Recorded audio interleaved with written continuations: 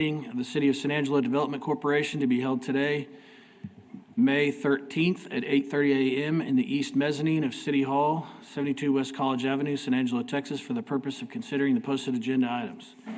This meeting is now called to order, 8:30 a.m. First off, we'll have a prayer. We have Pastor Trey Holmes from Community Hills Church. Right here. Morning, Trey. Good morning. Thank you for the opportunity to lead everyone in prayer and to pray for our great city. Thank you for being here. Let's bow.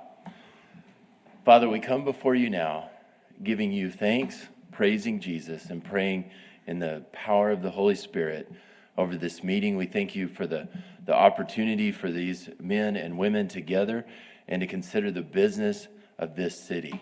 And Father, as they do that, we pray not only with the psalmist that you establish the work of their hands and the work of our hands, but also continue to lead us in prosperity so that all of the people can flourish for the name or to the glory of the name of Jesus Christ. And it's in his name we pray. Amen. Thank you. Thank you so much. With that, we'll roll into public comment. Issues or items that are not on the agenda may be raised by the public at this time. Citizens should speak from the podium, begin by stating their name, and limit their remarks to less than 3 minutes. Board members may request that a discussed item be placed on a future agenda. The board takes public comment on all regular agenda items during the discussion of those items. Do we have any public comment? No public comment. Thank you. Do we have any public comment for any items? We do. Yes, for 5E. Thank you. Okay, with no public comment, at this time, we'll roll into the consent agenda. A, considering approving the regular meeting minutes for April 8th, 2026. B, consider approving an amended business factory incubator lease agreement by and between the City of Sanangelo Development Corporation and Branded Company to include an additional office space and authorizing the board president or their designee to execute all necessary documents.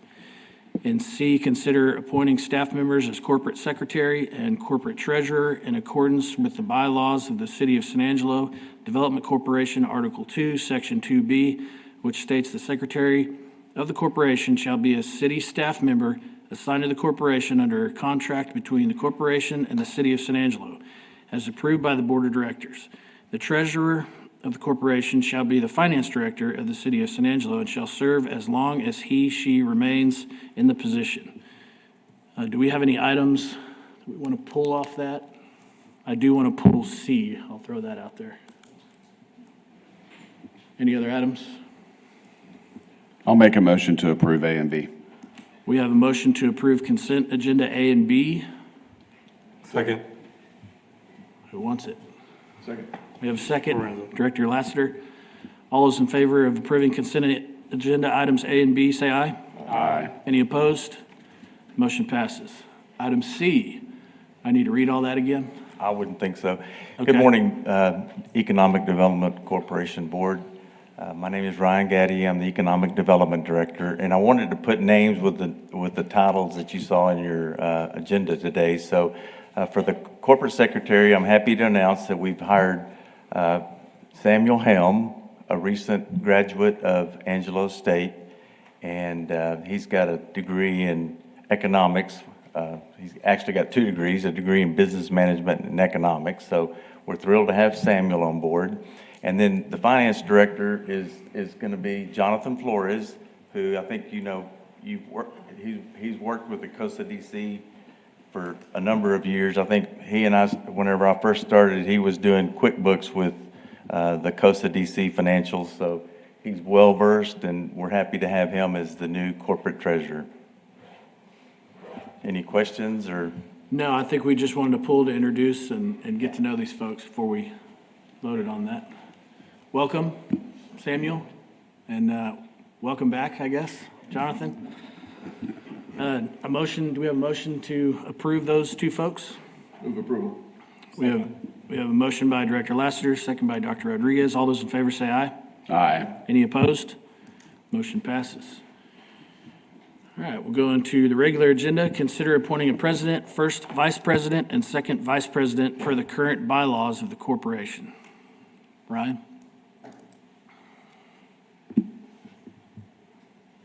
Yeah, this is an administrative item. I think if you recall at the February meeting, we appointed the president, the first vice president, and the second vice president. According to the bylaws, the annual meeting of the board is to be held in May, and at that time, that's when typically the president and the two vice presidents would be assigned. So this is more a formality to satisfy that. Going forward, we're going to look at the bylaws to determine if, do we need to move them up to February like we talked about in that meeting so that we can avoid this? But we want to make sure that with the terms and the date of the terms, that the flow is proper. So it does require an approval of all three positions again. So we'll need a motion and a second for that. All right, we'll start. I make a motion that we re-elect Stephen Mahaffey as our board chair and Dr. Rodriguez and Lorenzo as our first and second vice presidents. I'll second that. So we have a motion for myself as president, Carlos Rodriguez for first vice president, Lorenzo Lassiter for second vice president. I've got a motion, have a second. All those in favor say aye. Aye. Any opposed? Motion passes.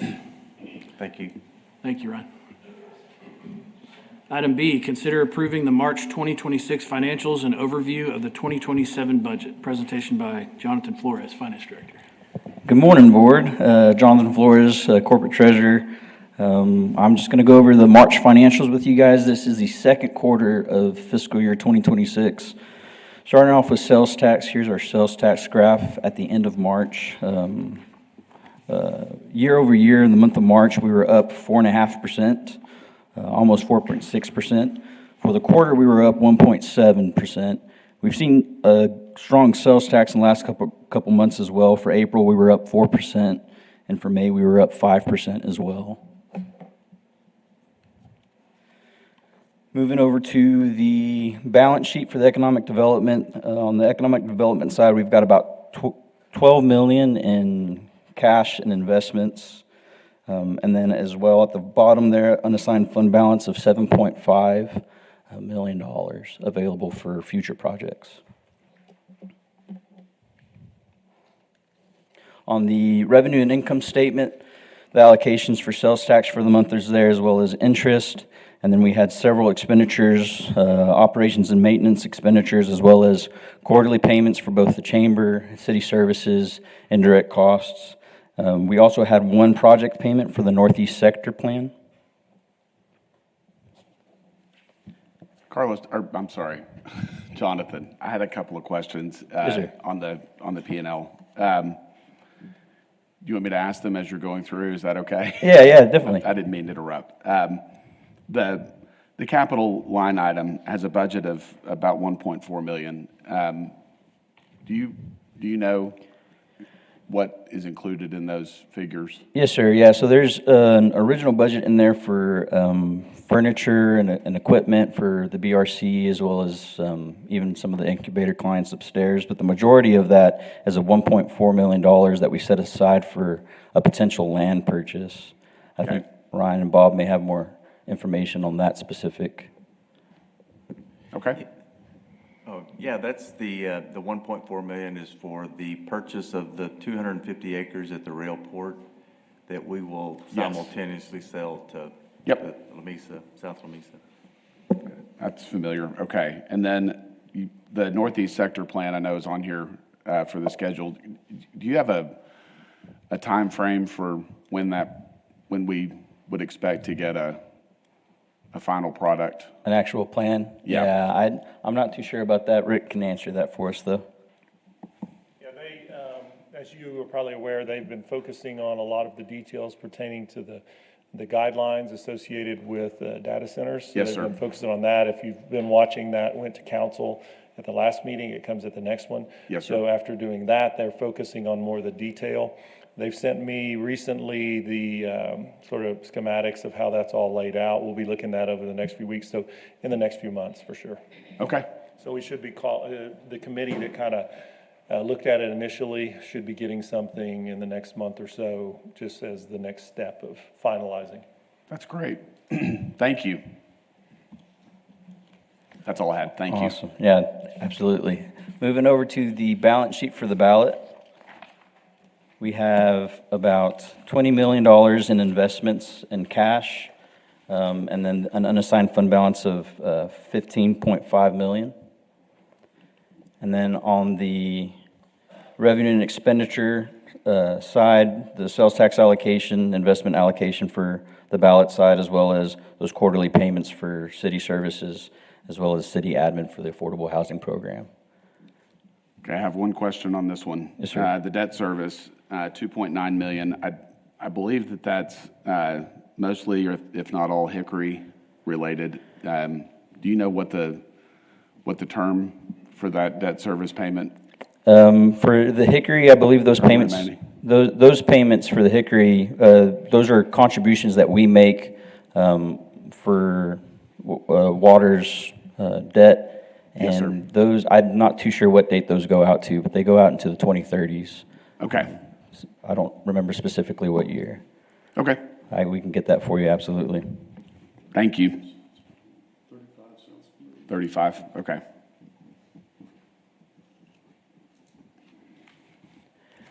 And then last, we just kind of wanted to talk about budget dates, the upcoming budget cycle. So right now, we are currently right in the middle of it. We are about to launch what we call expense entry on the city side. This is where COCDC staff will get together, look through their expenditure accounts, see what needs to be increased, what money needs to be moved around.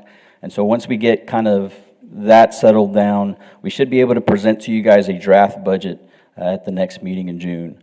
That way we can have some preliminary conversations on what we're seeing as far as sales tax trends, what we're seeing as far as what we're going to be able to budget for next year. And then from there, based off any direction you give us, we'd like to bring it back to you guys in July for budget approval. Now, the budget here, reason we need this approval in July's meeting is because we have a budget workshop on the city council side to present your financials, and we want to make sure we take a set of financials, a budget that you guys have given your approval on. And then we are still waiting on when actual budget hearings and adoptions will happen. These could happen as early as August, depending on time frame for if we want to take a tax rate election to the voters or not. So we really need to have this budget kind of wrapped up after that budget workshop for city council, at least in some, in most aspects. Is there any questions as far as the budget cycle or anything you guys want us to be aware of?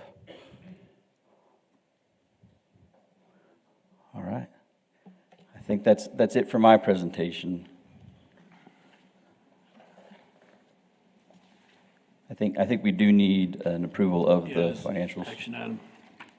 I appreciate the presentation. With no further questions, Motion to approve financials as presented. thank you. So we have a motion. Do we have a second? Second. We got a second? We do. I don't believe we have public comment on this item. Correct. Thank you. Great. All those in favor say aye. Aye. Any opposed? Motion passes. Item C, discussion regarding obtaining a new air service marketing study to support additional flights, carriers, in support of reinstating a 2 p.m. flight. Presentation by Justin Fletcher, Airport Director. Morning. Good morning, everyone. Justin Fletcher, Airport Director. So my last presentation to the COCDC board, I discussed air service development. And I think a lot of the times when we consider air service development, we're always talking about new service. Well, sometimes air service development is cultivating our current air service, maintaining what we currently have. And a lot of the times, one of the questions that we get is, what happened to our 2 p.m. flight, that early afternoon flight that American served us? So American has obviously pulled back some of their service, and we're now operating 3 flights a day to Dallas-Fort Worth. What we want is additional connectivity to our community. We want to make sure that folks that are coming and going from San Angelo, they have options to get back and forth from San Angelo, whether it's business, whether it's personal travel. We want to make sure that everybody has options to get to and from San Angelo. So part of this study that we have to do is a catchment and leakage analysis. This data can come from a multitude of consultants, providers. This price that I'm going to give you today, this estimate, is from a company called Informa. I worked with them in Gulf Shores, Alabama, when we were launching Allegiant service at that facility. But a catchment and leakage study is very important because it's going to tell us who our customers are, who our passengers are, where they come from, and where do they go. It utilizes heat maps, if you're familiar with heat maps. It's gonna get down to a granular level from zip code, county. It's gonna give us very detailed information. And it's actually gonna tell us, are our customers, are they driving to Abilene? Are they going to San Antonio? Are they bypassing us completely and driving to Dallas and getting on a flight? So it'll look at those surrounding airports and it'll see who's coming from San Angelo, driving to those facilities to get on a flight. And I think that's gonna be critical to establishing a business case that we can present to an air carrier, whether it's a new carrier or even if we're making a pitch to American. So once we have that catchment, that leakage analysis, we can then get a data and we can start compiling this into a business case. Another critical portion of this is going to be reaching out to the community and requesting letters of support.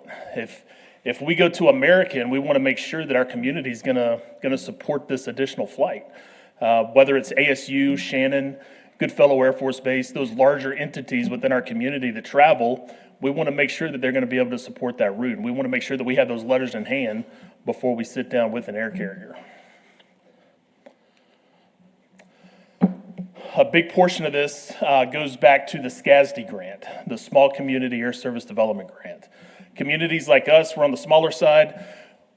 We have had American pull back their service, and that does affect us. So we want to make sure that we have a Small Community Air Service Development Grant that gives us seed money. This is funded through the Department of Transportation. They only have $12 million every year that they fund SCASD grants with. And this is nationwide, so we're competing on a national scale with other smaller communities to compete for air service. But what this money does is it provides us seed money towards a minimum revenue guarantee or advertising opportunities. So we could go sit in front of American or another carrier and they could tell us, hey, you got really slick data, but we want you to subsidize the route. We want you to take on some of that risk of moving that aircraft into your community. So we would need an MRG, a minimum revenue guarantee. That MRG helps subsidize some of their operating costs. And some carriers, they simply want advertising. They want the city to take on some of that ownership of advertising the route so that the route's publicized. But the SCASD grant would give us seed money to help get that process started. And then from there, we've developed a business case that we could take to an air carrier and promote our community and promote an additional flight. That's a lot. Any questions about that process? I have a couple. Can you go back one slide? The Small Community Air Service Development Grant. We had very temporary service, I believe, from United Airlines a few years ago. And I was told, I think, that the plan was to use this grant in an arrangement to kind of build that flight schedule up. I know that adding air service into our community probably takes some time to build the revenue stream to support it. Do you have any estimates on what that time frame typically looks like, or what it might have looked like for that? I'll tell you that the SkyWest, when they were here doing the Houston flight, that was a unique. We were at the tail end of COVID. Right, the timing was terrible. Timing was off. But if you look at our load factors were climbing. Okay. I think the community was starting to utilize the flight, starting to take advantage of it. But SkyWest, they pulled out of multiple cities. They didn't just pull out of San Angelo. It was multiple cities that were affected. They were in the same boat as us. Okay. It was just a unique situation. But I think you look at the minimum revenue guarantee, you look at the MRG, and I think that would dictate how long the airline's going to take. They're not going to take on a lot of risk.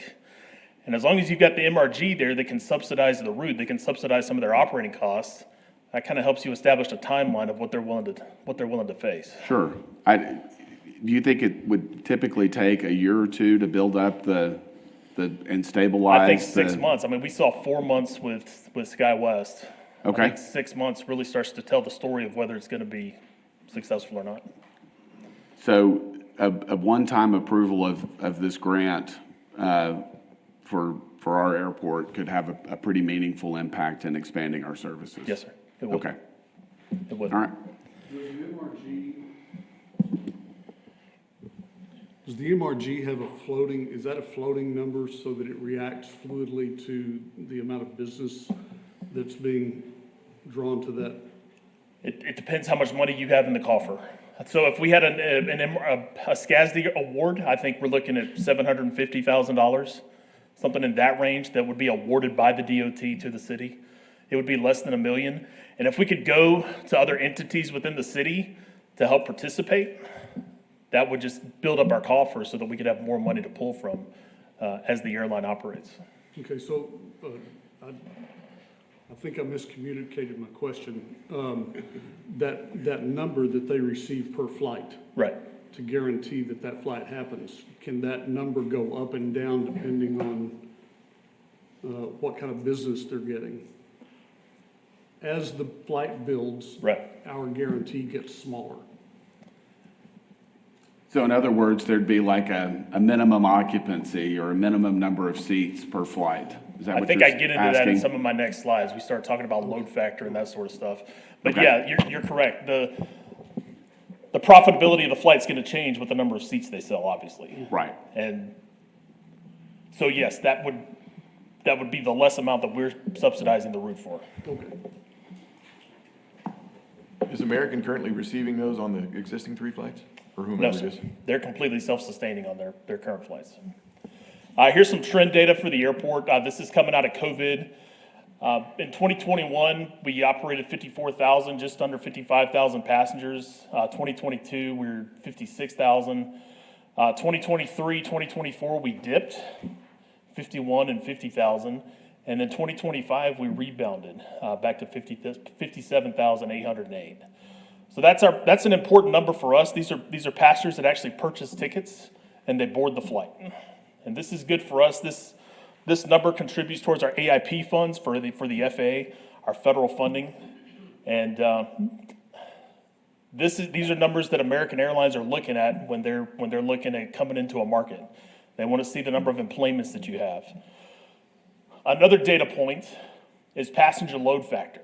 Now, passenger load factor determines the profitability and the revenue generating of the route.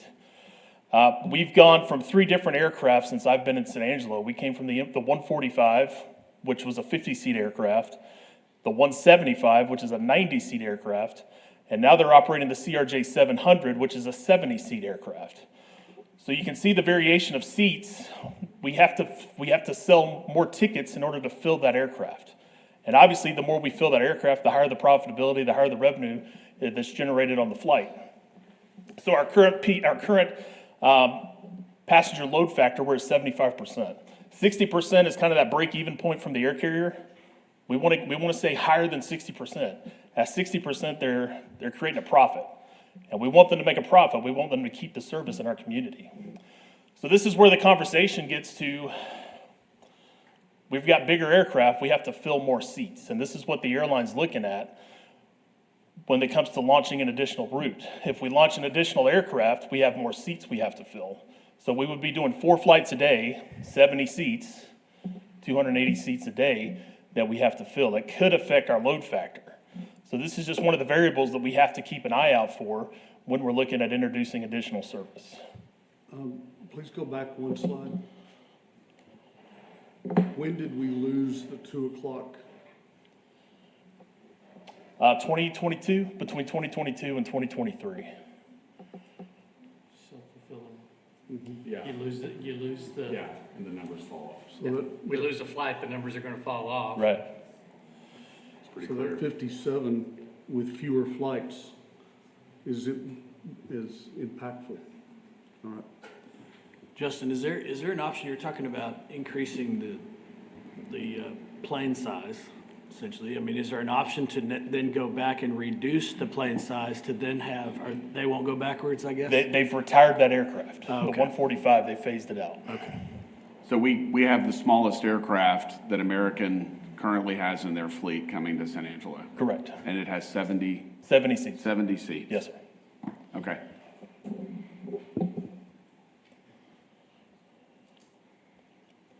Thank you. Any other questions on the air service side? So a big portion of this, like I mentioned, is that heat data. Looking at our passengers, like if our passengers are going to other airports, that's a gap. That's a gap that the air carrier can then fill by adding another flight.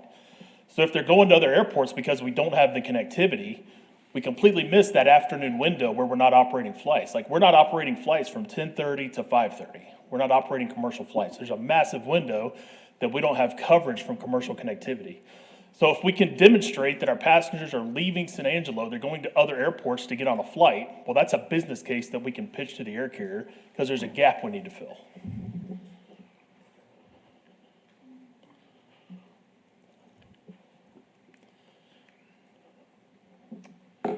Any other questions about air service? You mentioned a study. Yes, sir. Are you asking us to help support the cost of that study? It's an option, yes, sir. What is the cost of that study? It's $34,000. $34,000. So the cost of the data through Informa, $34,000. It's a 12-month subscription. Okay. And it looks at 12 months of data. And then we would use that data for the application of the SCASD grant, and then we would use that data to help build our business case when we pitch that to American Airlines. If the board would like, we can bring that back as a potential project at the next meeting. Okay. I think I probably speak for a lot of folks in our community. There seems to be a lot of frustration over the lack of commercial air service in our market, and I acknowledge that the timing of our flights right now is not good, but I think recognize that there's probably a reason why we have the flights that we've got, and an overwhelming majority of the folks that are getting on the plane from San Angelo or coming back are connecting in Dallas. American Airlines has a huge hub in Dallas. United has a huge hub in Houston.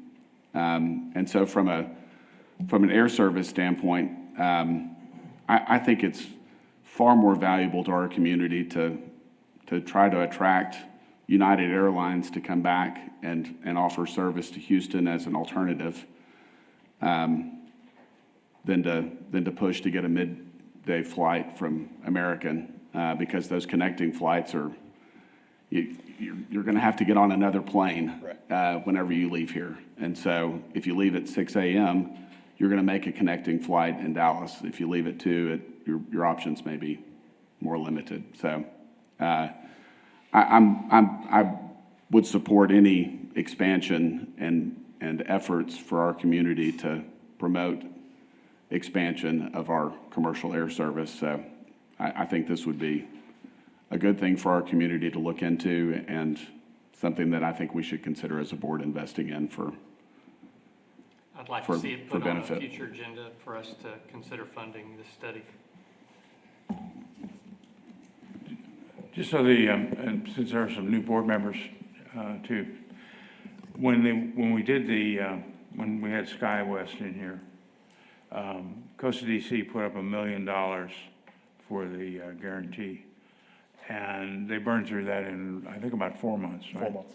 And I remember seeing invoices running about close to $300,000 a month anyway that they were losing, or that they said they needed to offset their costs. So it's the kind of thing we really need to be, I think, we need to look at other markets as well, or other routes other than just Houston, but maybe there's another route out there that works better for us. I don't know what that would be, but But this study would provide that. hopefully, yes. And I think that's one of the questions we need to ask them to address when we get the study.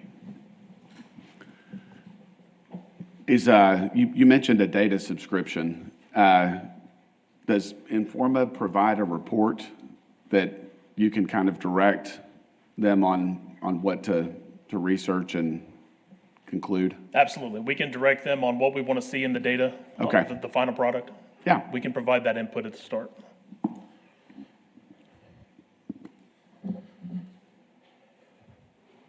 Any other questions, concerns on this item?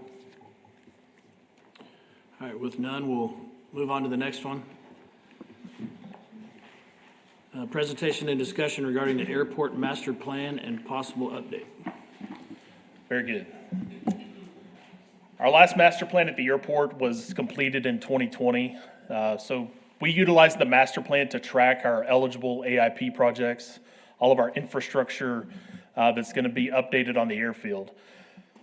So over the past 5 years, what we've really struggled with out at the airport is a lack of vendors, a lack of contractors that want to bid on our projects. And that's kind of delayed some of our construction out at the airport. What we found is a lot of our local contractors, they don't like to mix the FAA spec asphalt and concrete. They have to shut their plants down, completely sanitize the plants from the TxDOT mix to the FAA spec asphalt mix.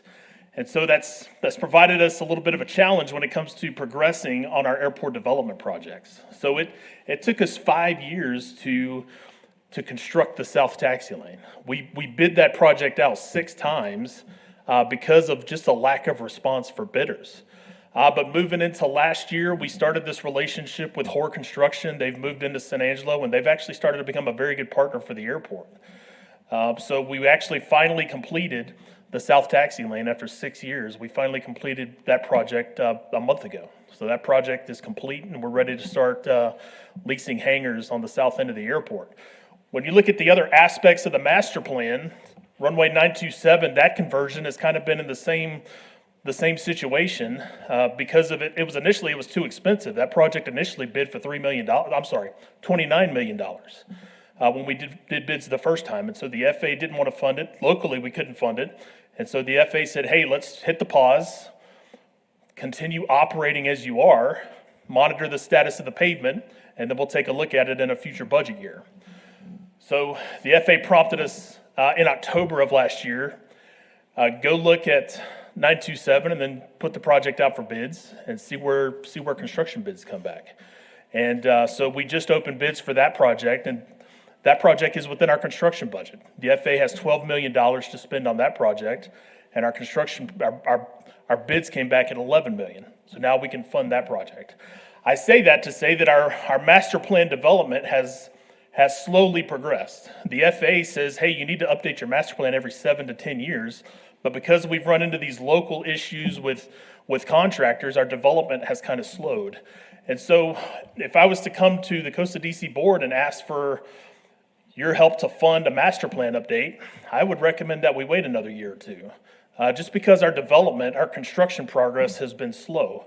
The FAA, when we look at update triggers, things that trigger a master plan or an airport layout plan update, looking at changes in demand, a fleet mix. Our fleet mix hasn't changed much. Our military traffic's dropped off a little bit, mainly because of some of the airspace issues we're having with Midland approach control.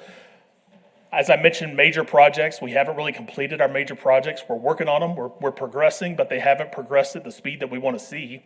And then new technologies, we haven't seen some of the newer technologies come into San Angelo yet. So as far as the discussion on a master plan, I would just recommend waiting another year or two. Let us get a couple of these other projects out of the way, and then we can sit down and come back with a formal request to get a master plan update. And, I put that figure up there, $743,000. That was a full master plan update. That was a full program to rewrite the master plan. We would not be near that cost to do an update. And a portion of it will be supplemented by the FAA AIP dollars as well. I did want to throw this up there. This is our long-term development out at the airport. You can see the land in pink is land acquisition that would need to be made for future development. And this is probably 20, 30, 40 years in the future. There's big configuration that needs to happen on the south end of the airport to decouple those runway ends. There's some safety things that we need to address where runway 36 and runway 321 intersect, decoupling those ends. There's an expansive ramp expansion project to the west for air cargo and general aviation. So we've got plenty of room to develop as opportunities come to the airport.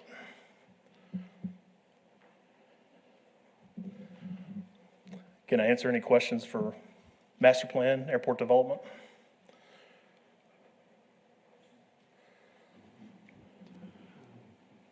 Doesn't sound like it. Really appreciate the information. This is one of our biggest assets here in San Angelo, so, Very good. anything we can do to support it, we're there. Thank you. Thank you, Justin. Appreciate Yeah, it. thanks, Justin. All right, we'll move into item E, presentation and discussion regarding long-term water supply projects, including the Concho River Reclamation Project and other related issues. Presentation by Assistant City Manager Shane Kilton.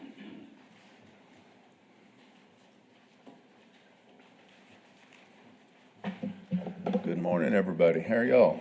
Good. All right.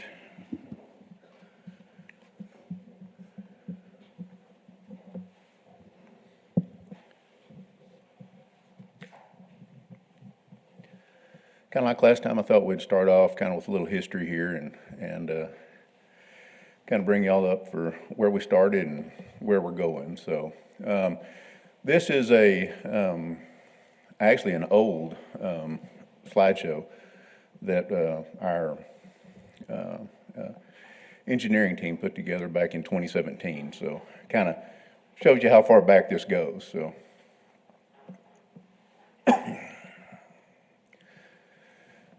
kind of going back to 2017, we wanted to look at kind of what our demand is going to be, kind of where we are with our water supplies that we have currently in our portfolio, and kind of what demand looks like going out over, the next 40, 50 years as we look moving into the future. So as we look at this, you can see now these demands have been updated to the latest 2026 Region F model.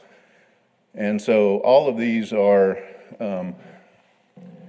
if you look at the difference, you look at our, the blue is the Hickory, that's how much water we have, the 12 MGD. We'll actually have it in 2034. We don't currently have it yet. Currently at 8 million right now. But again, as we project out in 2034, we will have that 12 million. And then we look at kind of what our OHIV supplies look like. And of course, you have to remember that is a diminishing supply over time. We start looking at sedimentation and all of those type things, and so we will actually start losing capacity in Lake Ivy over time, and so that is a diminishing capacity over time as you look there. And then of course the Concho River in the yellow, just teeny tiny amounts of water right there is what's actually available to us through the Concho River. And so as we look at that, we see the demand incline over time to where by 2030, that gap, is looking at 437 acre feet with those three supplies all the way out to 2080, to where you're looking at basically a 7,500 acre feet discrepancy in our demand versus the actual volumes that we have available to us today. Some of this can be a little deceptive because, Lake Ivy right now, we're able to pull a lot more water out of Lake Ivy right now. But again, as we look at what we can safely pull from Lake Ivy year after year after year, not knowing what our inflows are going to be, we have to put a fairly safe number in there. And so that is variable as we move along. And so, but again, that is a safe number that we can actually look at from Ivy and know that we feel comfortable that every year, year after year, we will be able to pull that much water from Lake Ivy. And this does, the trend that you're seeing here, it equals to a 1.5% growth rate over this entire time. And again, that's kind of where historically our growth rate has been over time, is at that 1.5%. But as we move forward, when we were looking at this in 2017, we didn't know we were going to have two interstates, that were going to be designated to come through this area. We don't know what's going to happen with data center development or anything like that as we move forward, and what that looks like, and what our growth rate could actually look like and trend over time. So, City Council, back in 2016, 2017, as we were looking at this, they wanted to step back. Of course, we had, we'd gone through the drought back in 2011, 2012, 2013, and really hurting for water back then, and that was prior to the Hickory coming online. And so we got some rains, everybody we were able to breathe a little bit, and step back. And so we wanted to look at basically everything. We wanted all options evaluated that we could look at. And so with the consultant team that we hired, we sat back and worked with them. The city council at that time had created a water advisory board. And so with that water advisory board and with city staff and our consulting team, we stepped back and looked at everything that people would throw at us, all of the things that may be out there that we could look at. And so these were everything that they came up with, 24 possible options for us to look at for future water as we move forward. Broken off into groundwater supplies, whether that was brackish, looking at the different aquifers in the general area, and then potable reuse options, whether that was direct or indirect, and kind of what that would look like. Purchased, whether that was, again, from private suppliers, CRMWD, and then just other options that just people threw out there, what that would look like and how that would work. Out of all of that, sat down and had a fatal flaw workshop, trying to figure out, evaluated each one of those 24 options, and looking at, are they dependable? How long are these short-term uses, or these long-terms? How dependable are these? And so as we went along, we were able to, through this fatal flaw workshop, we were able to eliminate 14 of those options that you saw there.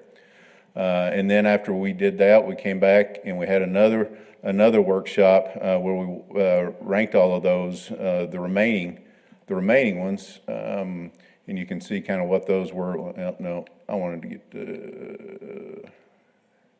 that slide is kind of what we looked at when we started evaluating and kind of looking at the different things of how we were ranking each one of those. And this is how we ranked the final four. But again, we did the same sort of thing as we started breaking these down. We were going through and we were looking at all of these individual items and ranking these things as to what this looks like. Let me go back to where I was. And then but again, we were able to, after that next screening workshop, we were able to take the rest of that down to the final four that remained. And as we looked at those, there was one groundwater option, which is the Edwards Trinity aquifer down in Schleicher County, was an option, relatively close, has good water, good strong water supply down there. And so that was one of the options. And that is still in our Region F future possible plans as well. So that is still listed as a future possible plan in the future in our Region F water plan that is filed with the Texas Water Development Board. And then, of course, the other three were actually ended up being potable reuse options. One was to use IPR. Maybe this next slide has it. As we look at it, of course, there's the groundwater option as we look at it, and you kind of look at projected costs going across there. IPR back into Nasworthy, that's actually a lot of the same process that we're looking for the Concho Water Project, but it was routing that all the way back to the headwaters, Pecan Creek in Lake Nasworthy, and then letting it flow into Lake Nasworthy. And then we actually looked at DPR again. We had looked at DPR back in 2012, 2013. At the time, that was not a palatable option for the community at the time, and so that one was kind of struck off at the time. And then, of course, the IPR into the Concho. And you can look at your projected yields that you see there, million-gallon-day yields that you would see from each one of those sources. And you can see that the IPR into the Concho, produced the greatest yield as we looked at all of those projects. And it also, when you look at the cost, it also, right there, the cost is also, while not the same as the groundwater, it is also, it was still a very economical look at all of the available options. Now, I want to preface this that those are 2017 numbers, and so they will look a whole lot different in 2026 and 2027. So don't quote those numbers. Those are not correct numbers. And you can also look at the projected yields when we start looking at our deficit over time. The black line there that you see at the top is the deficit based on our Region F water plan. That red line that you saw on that first slide that we showed. And you can see the different, what that kind of looks like when you add the different projects and the yields that we would see off of those projects. You can see the groundwater would get us, into the 2050, 2060 timeframe. We could, direct potable would get us all the way out to 2070, but the IPR into the Concho will get us through that 2080 timeframe. At that 1.5% growth rate based on this. Now, in reality, what does that look like? We don't know for sure, but again, as we modeled it across, this is kind of what the model showed and how it looks like. And there is no correct model. So, and then of course the decision matrix as to how we came up with it. These are when they sat down to score this. When we had the Water Advisory Board, we had City Council and everybody, when they sat down and we went through this and our consultants went through this. This is how city staff, this is how the scores came out. And again, with the augment to the Concho River through the IPR process is the one that, again, based on all the criteria, based on all the factors, this is the one that came out to the top. And just as we look at it, this is kind of what the initial look like coming from the consultants initially.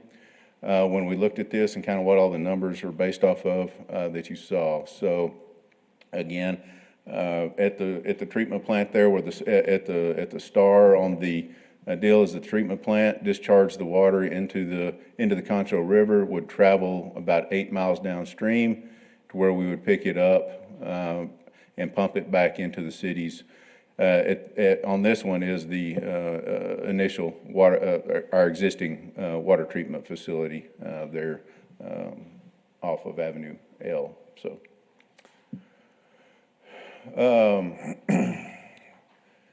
so as we kind of moved into this, kind of where we kind of are so far, we did do a major amendment to our discharge permit. We submitted that back in June of 2021. And on October 19th of 2022, TCEQ did issue us our discharge permit. Now, again, it's a two-phase discharge permit. One, again, we cannot currently at our existing treatment capacities and our treatment levels, we do not treat to a standard that we can discharge into the river. So currently, we are still operating under the our old operations to where we treat it, we store it, and we send it to the irrigation district for them, for the farmers out there at Wall to be able to irrigate their crops with currently. And so that's where we are today. The bed and banks permit, which this is the permit that allows the water to travel down the river and for us to remove the water from the river. That's what this permit does. We actually met with staff, or TCEQ staff in Austin on February 6th for a pre-meeting to kind of go through all of the different guidelines, regulations, and what they wanted to see, how they wanted to see it. Met with them then, and October 15th, we submitted the application to TCEQ. December 30th of 2020, they declared it administratively complete. And at that point in time, we did begin pilot and bench scale testing of treatment technologies that could be utilized moving forward. And so as we did that, we kind of figured to try to determine exactly what we needed to do how we needed to do it to make sure that the water would meet all of the minimum requirements that were set out by the TCEQ for us to be able to discharge it in the river. So we started that process. And from there, we waited until July of 2025 to see a draft permit from the TCEQ with quite a bit of work on our part to help move that process along. And then we did receive that draft permit. We have sent that permit out to, once TCQ and the city and our consultants agreed that everything looked good and we were ready to move forward, then they sent out the notices. They did receive a few hundred protests on the bed and banks permit that they have been reviewing ever since. Currently, the commissioners, of course, TCQ staff receives them, they go through them, and then they submit them to the commissioner staff for the commissioner staff to go through them, and that's currently in review at this point. The last that we've heard, we may see this go to the commission for their review and their consideration sometime this summer. That date has not been set yet to see, again, when we can finalize this. There is a possibility that this will go to contested case hearing. If it does go to contested case hearing, this process would be extended out another 6 months to 12, possibly even 18, depending on how fast you can get through the hearings in the system and get back to the commission. Get the ruling and get to the commission and get actually the permit would be at that point, get through all those processes and they find that they can issue the permit, then at that point they will issue the permit for that. But in the meantime, before we get to questions, what's next? What are we looking at for our part? We are to the point whether we move forward with this project or not. Our wastewater treatment plant is to the point that it needs some major rehabilitation. The last major rehabilitation it saw was in the early to mid-90s. And as you can imagine, in that harsh environment that's out there, and what you go through at the treatment plants on a daily basis, that things are starting to wear out. It's starting to needs work. And not only that, we have in the last, I'm going to say 2.5 years, we have seen what I'm going to call a significant increase for Sanangelo in our inflow into our plant, in our wastewater treatment plant. So we're starting to edge on that number to where we're going to have to look at our capacity issues and possibly increasing the capacity at our wastewater treatment plant as well.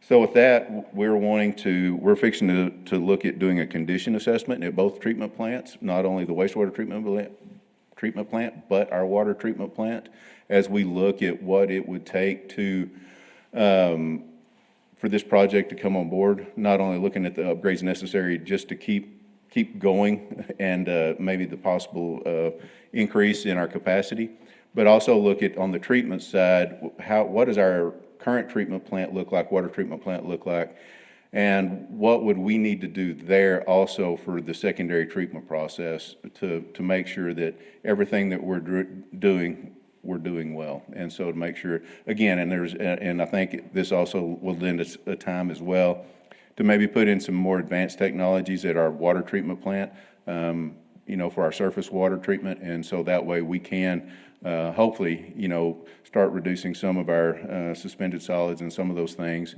and hopefully some of the organics, and maybe everybody will, quit yelling at us about how bad it tastes and how bad it smells. So, and look at some of the things like that. We're also looking at the feasibility of adding a secondary water treatment plant as well. Again, one of the things that's bothered me for quite some time now is all of our eggs are in that one basket over there on the river. And so, and especially I think I visited with this group a while back right after the the July 4th floods, that had this flood been a little bit further south into town, I probably wouldn't have been there that day to visit with y'all. But again, that could have caused us significant issues at our existing treatment plant. And so again, I think having a secondary treatment plant would be very beneficial for the community. So within this, we're also going to be looking at the feasibility of adding that secondary treatment plant. And then from there, as we start working through this process and we start looking at those next steps, we're going to be looking at pipeline locations, easements, acquiring easements, rights of ways, those type things. And then again, continuing to look as we move forward.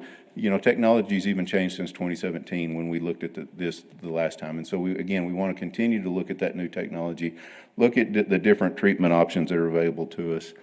And then from there, you know, really go into full design on what all of this will look like.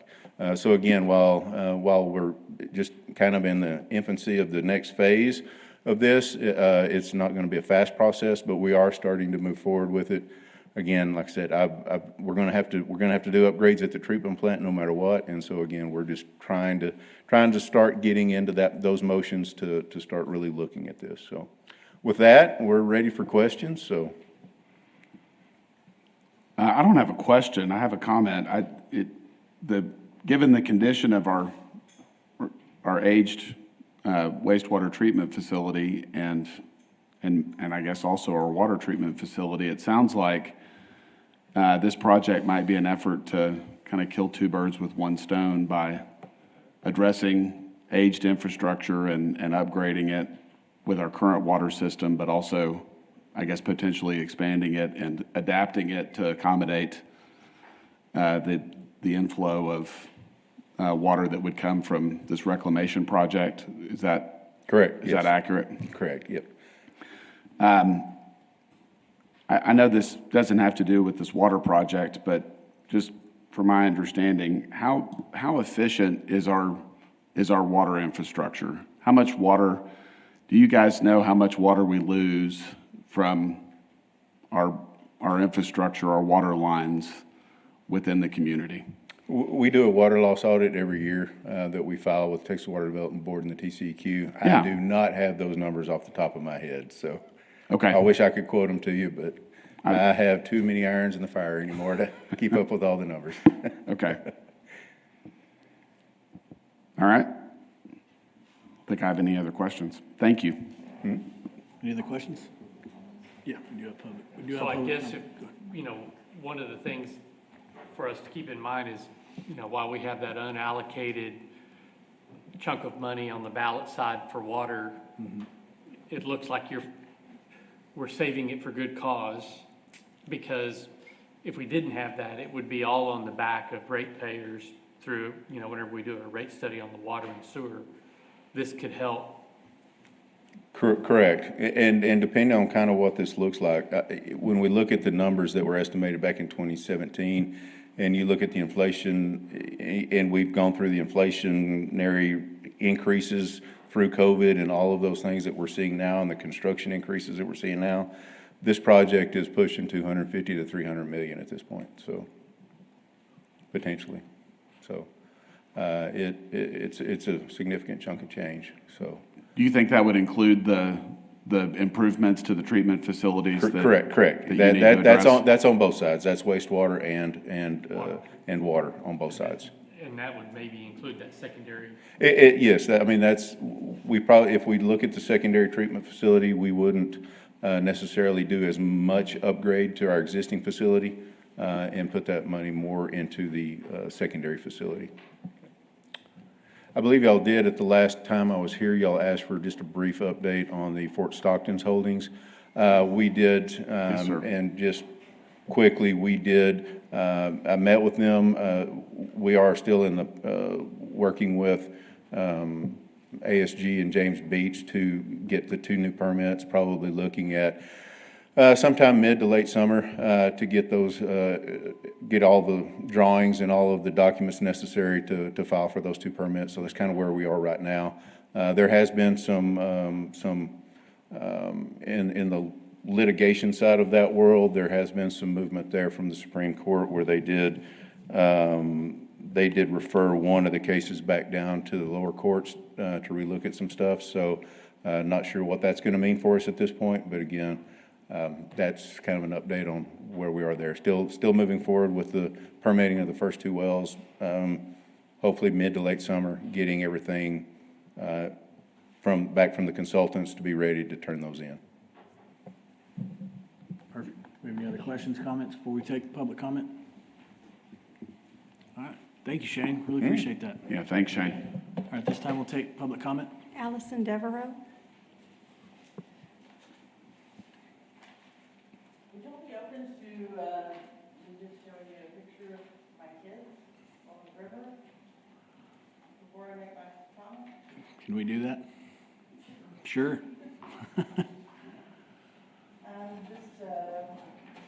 Can you go to the podium, Speak from state your the name? microphone, before we- please. Just real quick. My name is Allison Devereaux. I live on the property that will be hit by this water first, once it leaves the pipeline. So just for context, I don't know if, I lost my picture. Would you guys be comfortable with your children playing in a river that has, what, 12 million? Ma'am, you need to speak from the microphone. Can I show you the picture? No, ma'am, you need to speak from the microphone because this is a public meeting.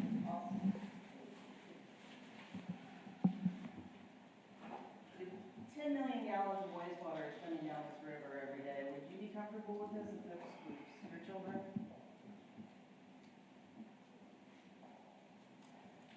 They're a little bit older now, but this was 16 years ago. This has been a very special place for my family for 3 generations now. And a lot of other kids that have come out to play over the years. And since the strategy here is to use the river as a pre-treatment mechanism or a filter to clean up the water before reuse, it seems that it would be reasonable to assume that the properties closest to the wastewater plant will be the most polluted. And I wonder if anyone has considered any means of compensating landowners downstream from the wastewater treatment plant for the use of their property to help remove the contaminants from the city's wastewater. I mean, this is what we've said. We're going to use the river to clean up the water before we send it back to the treatment plant. And treated effluent may look cleaner because modern sewage treatment plants do a good job of scrubbing the suspended particulates that make dirty water cloudy. However, even effluent treated to drinking water standards contains higher nutrient levels that trigger algae blooms, negatively impact aquatic life, and harm ecosystems. And this is happening in streams across Texas where wastewater is being discharged. Moreover, state regulators do not have toxicity data to evaluate many of the chemicals present in wastewater that carry potential health risks to humans, nor do they have standardized methods to detect them in wastewater before it's discharged into waterways. Current drinking water standards do not require the removal of pharmaceuticals, microplastics, and personal health care residuals that are found in treated effluent. And Texas ranks first among the United States for toxic discharges into streams, rivers, and lakes. And that data is drawn by self-reporting by industrial and domestic facilities that were logged with EPA, so the problem is likely much worse than we even realize. 16.7 million pounds of toxic substances were released into Texas waters in 2020 alone. The lax regulatory environment in Texas makes it very easy to permit new polluting facilities and very difficult to get fined for violations. Penalties are low enough that companies and municipalities can often save money by violating pollution laws and paying fines instead. Ms. Devereaux, if you can wrap up. I will. You promote San Angelo as the oasis of West Texas because of the Concho River. I would like you to show that you actually value it for more than what it represents on an advertisement. It's a living ecosystem that stretches far beyond the Riverwalk, out of sight of city dwellers, providing habitat for fish, deer, quail, turkeys, amphibians, crustacean, and even beaver. The river nourishes woodlands that buffer the river from pollutants, and it gives humans a place to find refuge in the natural world. Our rivers in Texas are already in distress. Please show some respect and forethought, and don't make it worse. Thank you, Ms. Devereaux. Appreciate your time. Any other public comment on this item? We're good? All right, I appreciate the presentation, Shane. We'll move into item F, presentation regarding battery storage facilities, presentation by Michael Looney, Vice President of Economic Development. Morning, everybody. Michael Looney, Vice President of Economic Development with the San Angelo Chamber of Commerce. Just wanted to just give a quick update on the battery energy storage facility that was revealed to us in 2024. This is a 160 megawatt battery energy storage facility that will be sited on 28th Street, just west of the railport, on approximately 18 acres. The total footprint size will be approximately 7,000 acres. It's a series of pods that are spread out to allow for easy maintenance. It will begin construction in the fourth quarter of 2027. Kind of getting to the how does it affect us question from a municipal revenue perspective. The calculations that were done by COSA-DC's Bob Schneeman in conjunction with information that was transmitted to us over a period of 2 years by Peregrine Energy is that the tax yield will accumulate to approximately $4,699,000 over a 10-year period. And so the project is one of two that are under in pre-construction for development in Tom Green County. There's another one that's 250 megawatts that would be sited in the county on the western side of the county, just north of US 67. And so these are not relative to any of our solar and wind projects that we have in the county or in the region. And they're not any precursor to any sort of potential data center or large manufacturer using them for any kind of direct consumption. Companies like Peregrine Energy, and there are a lot of them out there, that they came to Texas. There have been battery energy storage projects in various stages of development and deployment onto the Texas grid for over a decade. The significant winter storm Uri that we all experienced really alerted not only the citizens of Texas and the state legislature and ERCOT, but also the renewable energy, natural gas-fired power plant developers and battery energy storage developers that there was a need to bulwark the grid with dispatchable power.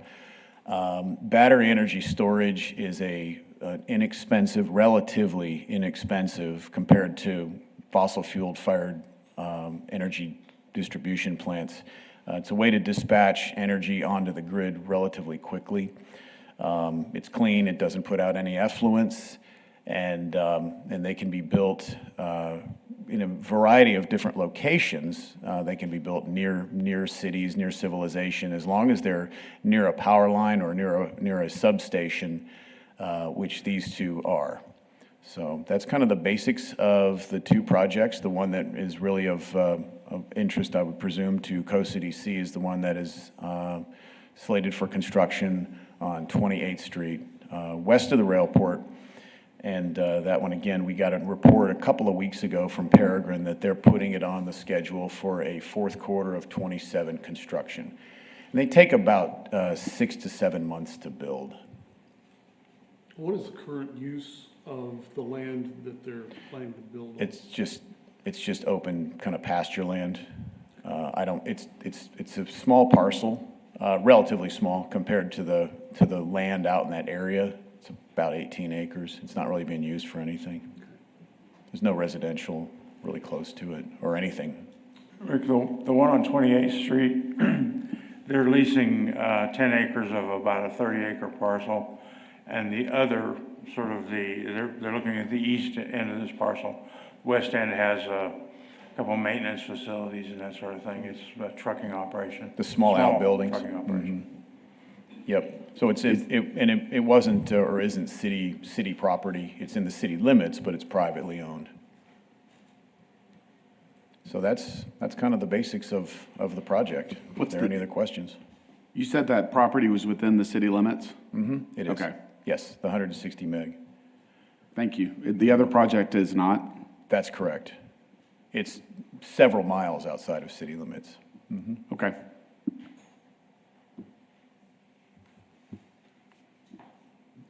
Any other questions, concerns, thoughts? You see, Ryan? I can be brief. But if anybody does want technical readouts, I do have that with me. Thanks. Thank you, Michael. Appreciate that. All right, next item, presentation and possible action regarding COCDC participation in funding the City of San Angelo Comprehensive Plan. Presentation by Aaron Vanoy, Planning and Development Services Director. Thank you, Chairman, Coastal DC Board, Aaron Vanoy, Director of Planning and Development Services.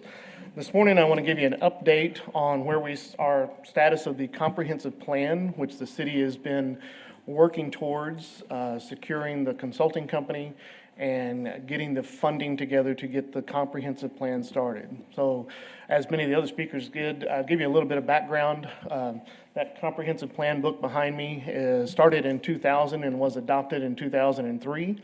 It's had two updates, one in 2006 and one in 2009 for some downtown items, but did not look comprehensively in those dates for the entire city. Much like Mr. Fletcher mentioned for his airport plan, they like to do those things every 7 to 10 years to try to stay current, try to be up with the technology and the actions of what your community is doing. Even, Shane mentioned the interstates being designated and things, and so we're at a critical position for our community to look at our comprehensive plan for every department within the city to say this is where we're going. And one of my goals is to get the departments all pulling together for the good of San Angelo and the Concho Valley, instead of maybe looking at a bunch of multiple projects. If that's the way it turns out our community wants to go, that's the right way, but let's work on pulling together. So working with that, we did a request for qualifications process like we typically do for any of our studies to go out and say, all right, who is the best qualified to help us with what we want for our community. We talked to different directors, we talked to city administration, we talked to community. What is it that we need to identify? All the way from our thoroughfare plan to our land use plan, what's going on with, just like Shane mentioned with the water and wastewater lines, how good or how old is our infrastructure and what is our burden to replace those over the next 30 years? And that's very impactful of what it costs our taxpayers. What's our parks master plan? How does our airport fit into that? And most specifically for you guys is how does our economic development plan fit into that, as well as our tiers board and our tiers areas. Right now, your current economic plan was from 2011. We believe and strongly believe that while we do have a great team that works on our economic development, we need to have some folks to help us analyze what else can we do to incentivize, to look at things that need to come to the Concho Valley, to San Angelo, and impact our economic base here in our community. Or are there things like Bob Sheeman and Ryan do a great job of how do we retain those companies that are already here? How do we allow them to expand? Are we doing the right land use items? So those are all in our RFQ. We went through that process. We had different members of the community, even one of your board members sat on the selection committee, and we did select Olson as our consulting company. We have today in our audience Mr. Brennan Kane, who's going to be the project manager for Olson over this comprehensive plan. And so we've been working through the contract of how much is this going to cost. Our city manager, Mr. Valenzuela, worked very hard last year in the budget and secured a $500,000 commitment in the general fund. So we have $500,000 there. We have written a grant to the Texas Land Office, the General Land Office, for $300,000, and we did get word at the end of April that we do qualify for that $300,000. So we're at $800,000 that we have to spend as we've been working through what it is that we need to get our comprehensive plan over the top. We're $100,000 short. We have multiple options to figure that out. One option is to come to different groups, COSA DC, the Tiers Board, to ask to help them supplement that and find a way to do that. The other is to go look at the general fund. Is there any dollars remaining in the general fund? And ask City Council to allocate those. And of course, the other option is, what do we need to cut out? What are things that we're saying, okay, we just can't afford that for our community? So I'm starting today by coming to COSA DC Board and saying, we're asking for $50,000 to get us closer to that $900,000 mark. This afternoon, I'm going in front of the Tiers Board to ask them for an additional $50,000. That'd be $25,000 out of the north and $25,000 out of the south. If we're able to secure that funding, we would move forward with City Council on June the 2nd with those proposals to City Council to allocate those and to initiate the contract and get started on our comprehensive plan. As everybody knows, anytime you keep waiting on those plans, costs go up. When we started this process, we didn't realize gasoline was going to go up like it did, and so traveling out to San Angelo does cost more. And so we've got to make sure that we're watchful of that to make sure that that doesn't impact what our plans cost. To go and get the evaluation and things like that. So that is my update and my request is that we are formally requesting a $50,000 help with this comprehensive plan from the COSA DC Board. And I'll be happy to answer any questions. And of course, our consultant, Mr. Brennan Kane, is also here if you have any technical questions that he might be able to answer better than I could. So. I have a couple of questions. Yes, sir. Are you, will you need to secure the shortfall amount in order to move forward with the project? Or what's the time frame for needing to have that money secured? We do need to secure the money to move forward, or I have to I have to say, okay, we can't get it from these sources, whether that's COSA DC, Tiers, General Fund, or some other way, then we need to cut the contract, and that's going to delay it for a few more weeks or months to get it in front of City Council to initiate that contract. So you cannot move forward with the comprehensive plan having 800 of the 900 secured? Not with the contract that we have today. Okay. We would need to amend the contract. It's not a signed contract, but it's a proposed contract. Okay. We would need to amend that to say, all right, we've got to cut these line items out to move forward. And then what is do you have a general timeline for the completion of the comp plan? We believe it's going to take at least 18 months based on the volume of things that we're asking them to provide for us, that they're providing these playbooks, if you will, for the next 10 years of how San Angelo can operate, all the way from infills to economic development to the whole gamut of things that we're asking for. We're asking for a lot. We really are. We need a lot. We do need a lot. We need to be very focused in what we do as a city and how we spend our dollars and attract folks to our community. Thank you. Yes. I realize this may be playing in somebody else's backyard, but is the Tiers money that you're asking for available for that purpose? Yes, it is. Okay. Because it would be focused for the areas that they do, that it would look at the Tiers program, how it's going, and it would probably also look at when this one expires, if you will, are we setting at an opportunity to look for additional areas that might be areas for Tiers funding? Is that Main and Pulliam? Is that the southern end of South Chadburn and Oaks? Is it Sherwood Way and Beauregard? You know, those commercial corridors that are aging every day. Do we need to help bring them back up? Chairman, I had the opportunity to sit in on a presentation a few weeks ago that they were able to give a lot more detail and background. I do think the company they've chosen is good. And I think it would definitely benefit Costa DC to participate. This is a possible action item. I'd like to make a motion that we approve the $50,000 from Costa DC, contingent upon the other funding sources being secured.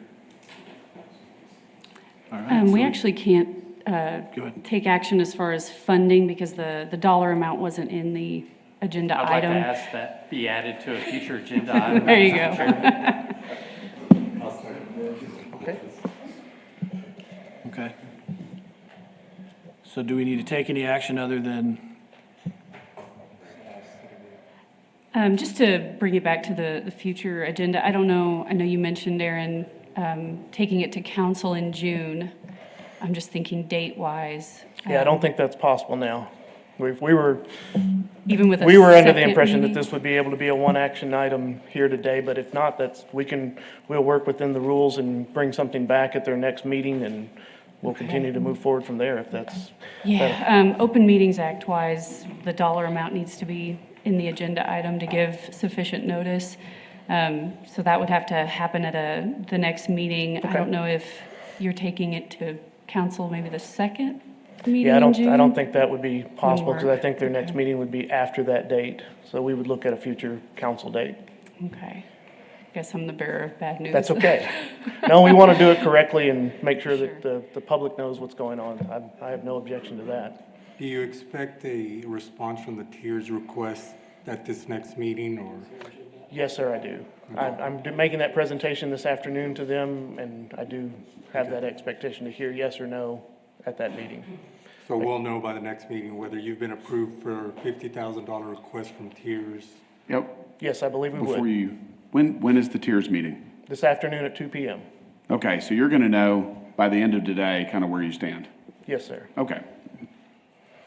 So could we have a special meeting next week if it was posted properly?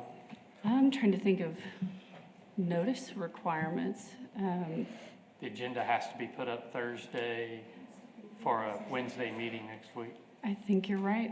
So that's possible. Yeah. Oh, that's right. Okay, and it's Memorial Day. Yeah, We're we- talking about holiday, Memorial Day might put a kink in that. Well, the second council meeting is the 16th of June. I believe y'all's scheduled date for your regular meeting was? Second Wednesday is, so that's prior to that. It would be before. So we would have time to meet that date. I think the consensus of the board is to support. I think that a special meeting is definitely an option. If it's needed. I don't think it's needed necessarily. We can work with that second council meeting in June. Okay. We can get it moving. Because we still have some other things that we're working on as far as getting background data ready for the consulting company, so they can hit the ground running on the background and research and things like that. And I'll also throw out there, I truly believe that anytime we commit funding, which we haven't done just yet, but anytime we do commit, we'd also like to have a seat at the table. So I don't know if Matt, you just volunteered yourself, or Travis to be involved, maybe one person and an alternate, but I think it's very important for this board to be involved in that plan, so. Yes, and we will have a steering committee, and we will have positions available for members of this board and other boards to be sure that their voice is heard in what's happening with our comprehensive plan. Perfect. So we'll have till the next meeting to determine. Yeah, and to your point, Steve, I think I think an integral part of this comprehensive plan, finished product that we're going to get is going to include economic development plan. So yes, I do think we need to be a part of it. Absolutely. Thank you. Thank you. Thank you, Aaron. No public comment on that item. So we'll move into Updated presentation on community projects, presentation by Carl White, Parks and Recreation Director.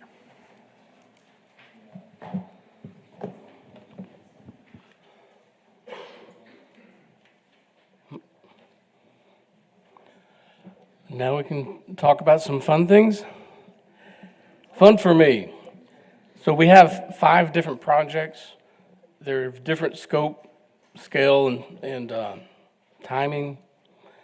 And I wanted to show you each one of these 5 and talk about them just to let you know what's going on and to let us know at the end of the meeting if there's any of these items you'd like us to bring back for further discussion.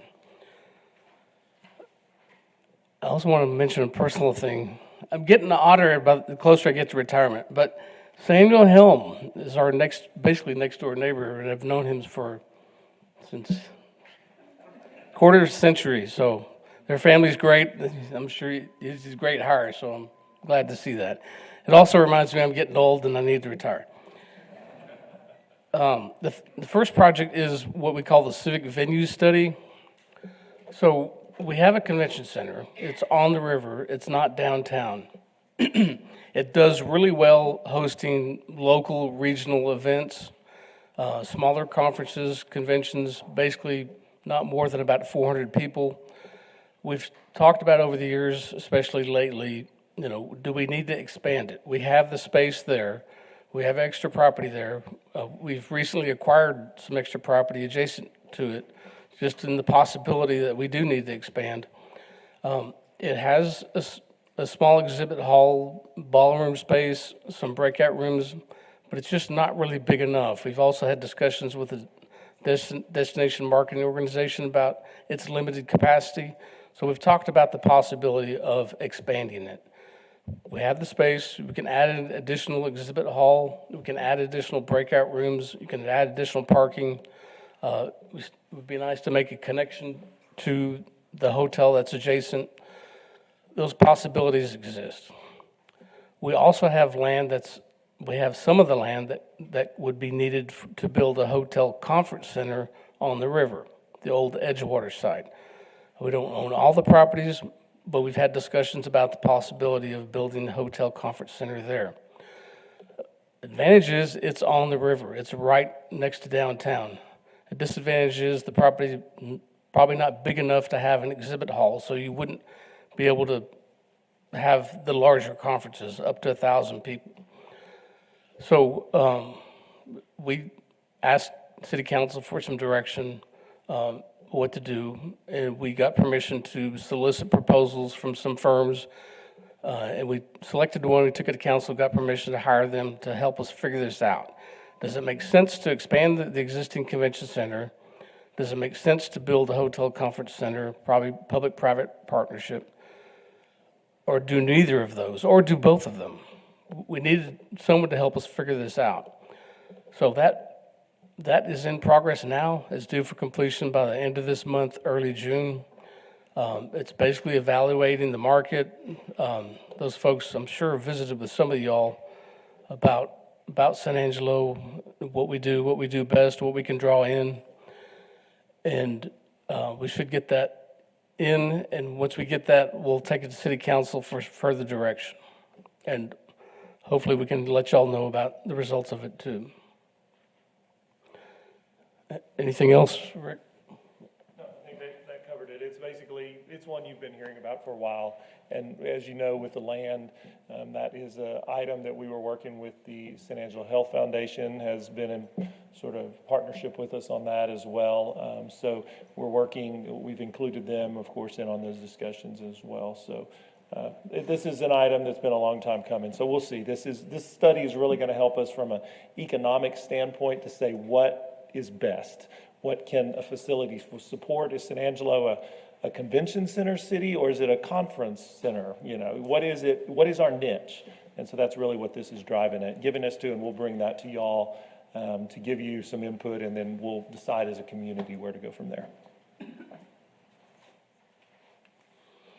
The next project is the Concho River Bank stabilization. So y'all are familiar with some of the work that was done in the past with half-cent sales tax. River dredging for parts of the river, basically from about 14th Street down to the Big Bend at Santa Fe Park. Then we followed up with the bank stabilization and River Park renovations in 2013. There was interest in staff and council to continue the bank stabilization going downriver from basically where Johnson Dam is at Oak Street. They helped us round up some funds to hire someone to do the design work. That's ongoing. It's nearing completion, about 80, approaching 90% design. The original scope of the project was there at Oak Street down to the crossing by the nursing center and Roosevelt Street. This is probably still likely the first section that will actually do physical work, but the design is actually going from that location all the way down to Bell Street. I'm not going to really talk about this, but it shows you the designs we're working on. It shows you the banks, what kind of material and process we're using to address the erosion. It's basically going back and doing some sloping to get the right angles to not encourage erosion, and then armoring the bank with some riprap, and in some cases, stacked stone and concrete. This shows here just below the lady in blue, which is on the left of the screen. And then it also shows where we have to take out walkways and redo walkways. So it's a major project. It's needed. I've got some images that show you why. I'm sure you all have seen some of these. But it also helped protect the banks for decades to come if we can do the project. Some of these really worse areas we've already addressed. Like this one is right by the road, just across from the hotel. It's basically an area where it just sheets over the road and goes right onto the bank.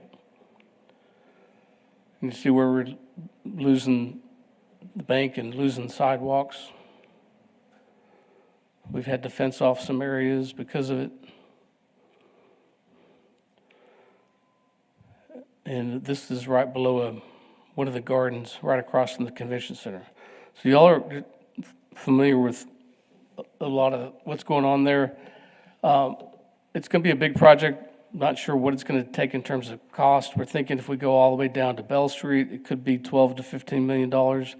But we got to finish the design and go back to City Council for some direction on how they want us to approach funding some or all of it. And of course, we're going to have to, we've been working on trying to get some grants, and we're going to continue that as well.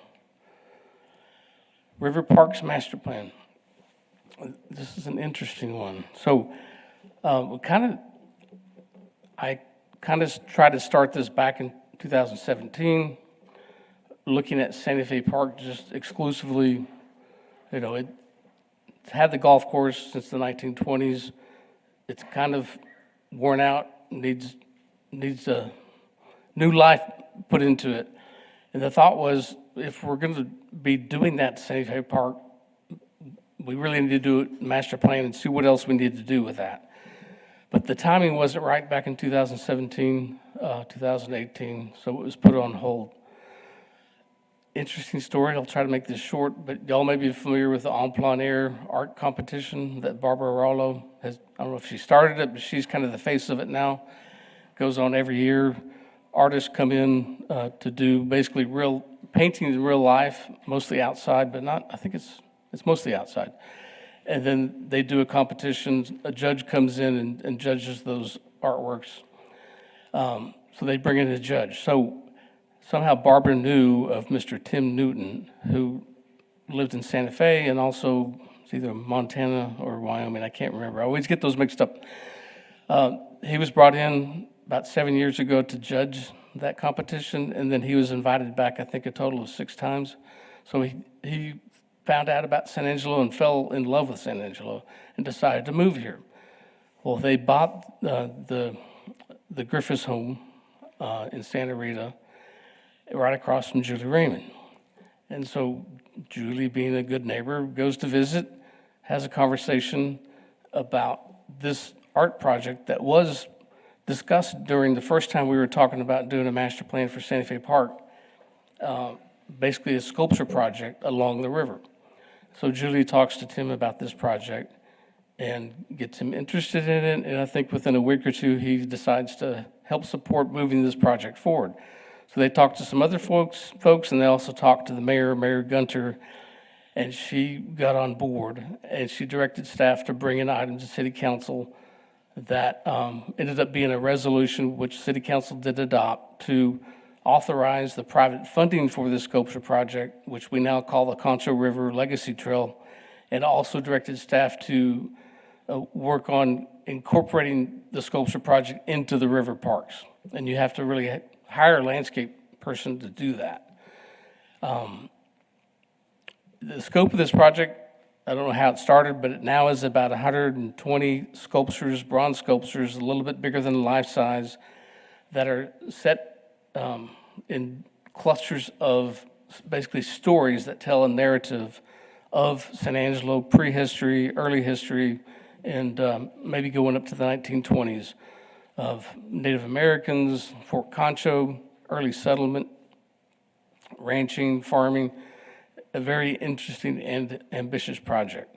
I understand they're at about $8 million in terms of fundraising, private fundraising, and I think they're going to need at least $20-30 million in total. The thought is to incorporate this project kind of in phases as they get stories developed, to place those stories into the landscape. So after we got that resolution adopted by City Council, we went back to City Council to ask them to authorize us to solicit qualifications for landscape firms, and at that point, to hire, to help us figure this out. At that point, we decided, well, let's not just look at Santa Fe and some of the adjacent parks. Let's look at the downtown river corridor. And the scope of this is to do a master plan from the top of the north tip of Santa Fe Park all the way downriver to basically across from the nursing home, the convention center where the World War II memorial is, and hopefully it's going to get complete this month. I think the sculpture is there. It's already covered up. It looks like a mummy. So that's the scope of this project. Basically looking at all the parks along the way, what we currently have, how do we enhance those? How do we better connect those? What should we add? What could we do to different parks? What we should do to different areas, and what we should not do. And we've started that. We began in March. We've had a good handful of steering committees.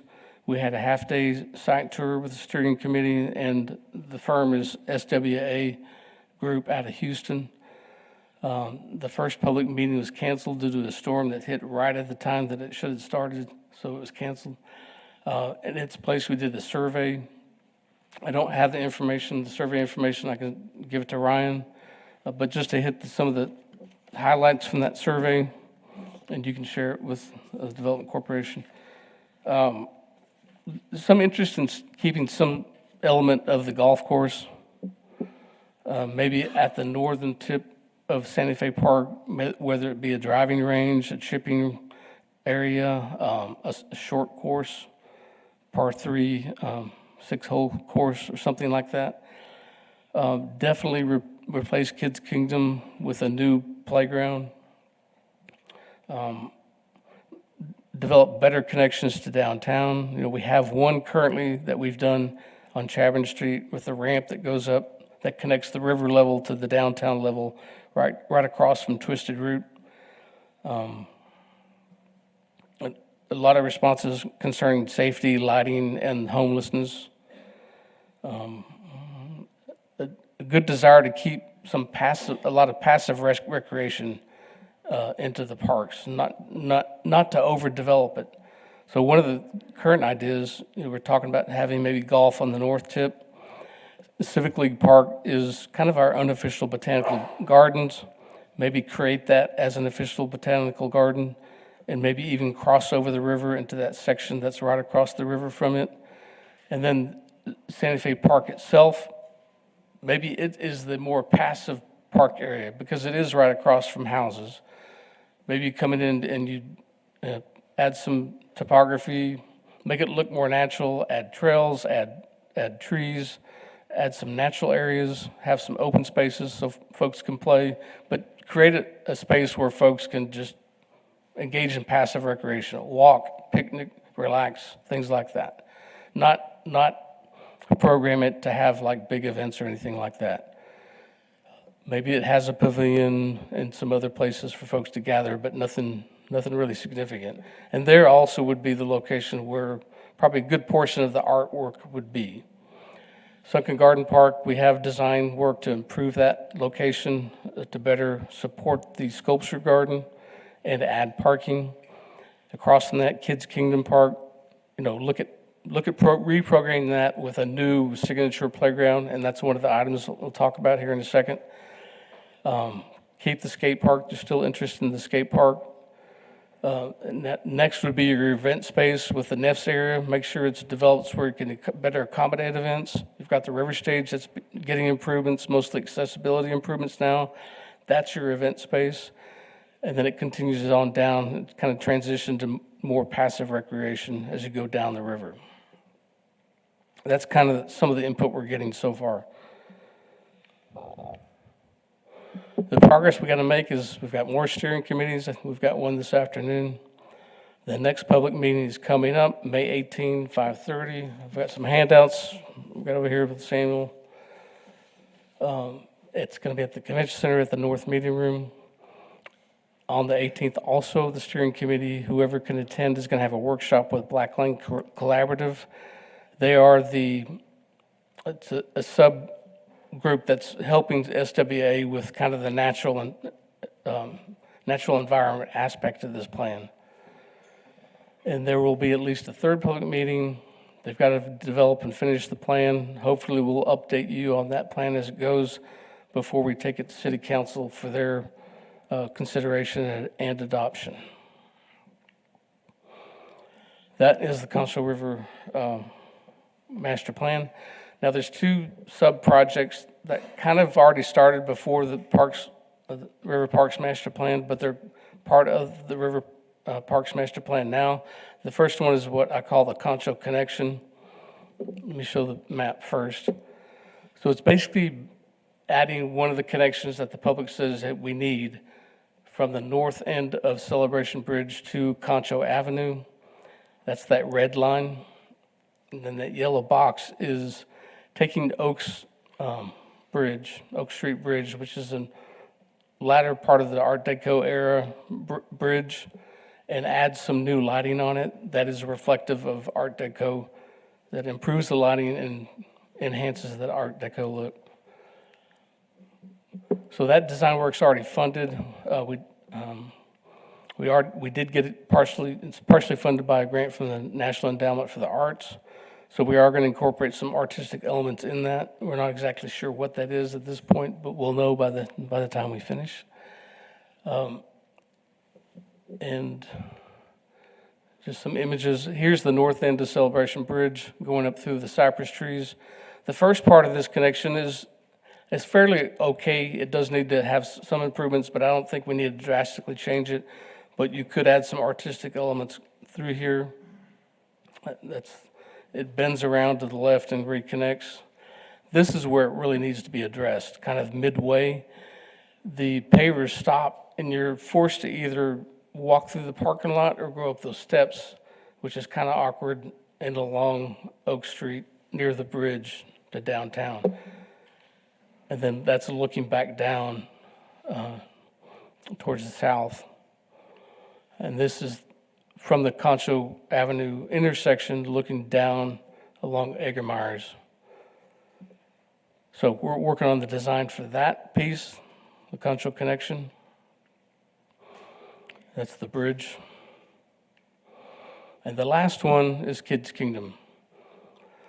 So, I don't know, Samuel, did you play on this? Yes? We built it in 2003. I laughed because we hired a recreation manager. He's in his early 30s. And I was talking about the need to replace Kids Kingdom. And he said, well, that was my favorite park to play on. And I'm like, okay. I remember building that, which was a great experience. I'm really glad we did it. But that playground is at the end of its life. It needs to be replaced. A few years ago, we did an assessment with Leathers Associates. Leathers Associates is the company that we work with to build the playground. As you recall, it was a community build. They said, yes, this playground's at the end of its life. You really need to look at replacing it in the next 2 or 3 years. Well, that was 2 or 3 years ago. It's time to replace it. We've had lots of discussions with the Parks and Recreation Advisory Board over the last few meetings, and they said, we've got to do something. So I said, okay, we'll send a letter to the city manager emphasizing the need to replace Kids Kingdom as well as a plan to come up with funding for other playgrounds, because they all have a life, and you got to replace them after time. We drafted that letter, and we sent it to the city manager. And then last week, we had a joint meeting with the Santa Fe Park Commission and the Parks and Recreation Advisory Board to talk about Kids Kingdom and the master plan. They both reiterated the need to work on Kids Kingdom. So Kids Kingdom, it's mostly on Santa Fe Park property. We did acquire a small piece. If you look up the top left, it's kind of a fat L. The top of the little leg of the L, we acquired that piece recently where all the pecan trees are. The playground looks pretty good from here. We keep it up as much as we can. Staff has always been hesitant about having commercial public playgrounds that are made of wood. They're difficult to maintain and keep up. But what you can't see are some elements that we've had to take out. I think 2 slides we've already taken out, we can't replace. That park does have a pavilion, restrooms, and parking. We think that can remain, but it's part of this master plan. We're getting input. The public says we've got to replace it. And so what we also did a week or 2 ago, we met with SWA just to talk about Kids Kingdom and possibly hiring them to help us go through the process of designing this piece of the project to renovate the park and to include a playground. It needs to be a signature playground. So in terms of scope and scale of what this could be, I think in the capital improvement program, we have $1.75 million to redo the playground and maybe add a splash pad. And it really depends on what you do and what kind of fall zone material that you put in. When I talk about fall zone material, there's different methods to do that. It's basically the safety material. If the kid falls off the playground, they don't get hurt because it's squishy. So at Unidad Park, we have what's called poured in place, and that's what's shown up here at the top left. It's the best you can do. It has its life too, but you don't have to maintain it as much as what we're doing now. But it costs as much as the playground itself, so it really drives the cost up. So I'm going to show some playgrounds of what we're thinking about doing, but looking at costs, we're probably looking at something a little more than what we're starting out here as. We think Kids Kingdom needs to be a signature playground. This one's not quite signature enough, but you can see the new kind of equipment that's out there that could be incorporated. Here's another one that's still not to the scale I think we need to do, and it really needs to be unique and fit San Angelo.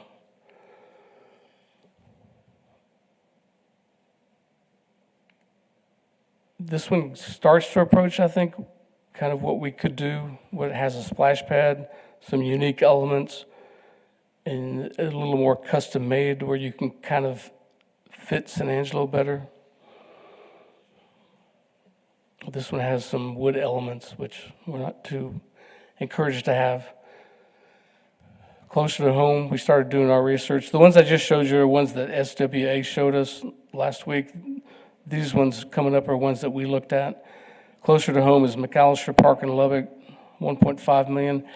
It's kind of more on the scale that we're wanting to do, and the price is better, but it's still, it's more like Unidad Park. It's not really quite signature enough. And there's also a strong desire from the public to add shade to these playgrounds, and we got to incorporate that as well. This is looking at Leathers Associates, the company that people love the Leathers playgrounds. They're very unique. This is a more recent one. They've kind of gone away from more of the wooden elements, more into the composite elements, which are good in some ways, but not good in others. This looks like a cool playground. Here's another view of it. A couple of concerns we still have with this. I don't know if you can see some of the upright posts of the composite elements. They're not straight. Well, those materials don't tend to stay straight, which is a concern of us. Another thing we hear from the public about Kids Kingdom is they really don't have good lines of sight to watch their kids. You know, the parents want to sit down and watch their kids. They can't really watch them the whole time. Here again, at this new playground, you still have that problem. So it is a choice, and people love the leathers, but we're a little bit cautious about it. Here's another signature playground, this one at Round Rock. I don't think it quite fits San Angelo, but it shows how unique playgrounds can be. This one's from Miracle Recreation. Miracle's an old-time company that's been around a long time. One view, another view. If we did something like this, you'd still have to have some other elements. In addition, you could have a splash pad, and you would need some playground equipment for the 2 to 5-year-old range. I like that picture. I'm sure that was opening day, but just look at that. Look at those kids having fun. It almost reminds me of that movie World War Z. Another one, Hoya Park on Good Park, Hoya Playground at Farmers Branch. That's a little more pricey. That is definitely a signature park. A cool element is the lighting they have, so you can play at night. So just some ideas. So we've got several projects under design and considerations. Of the ones we showed you, we think Kids Kingdom is the one that really needs to move now and move quickly.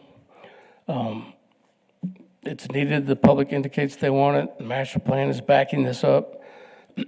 There does exist the potential for some community involvement and funding. I don't think we can do a community build like we did in 2003. I don't think the demographics are there. I think we can get some support, some private fundraising, but not like a community build. And Leathers does do contract build projects now, Leathers Associates.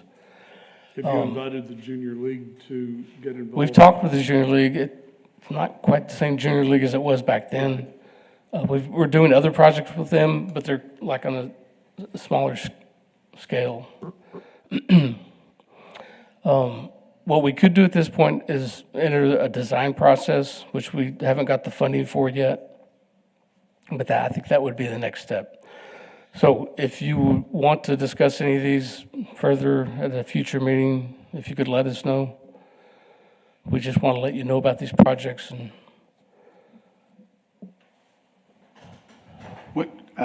what's the timeline for the plan for the river park system? When do you think you'll the River Parks Master Plan? Yes, sir. That was 8 to 9 months, so that hits us about, some hard. September, October. Yeah, September, October. Okay. Great.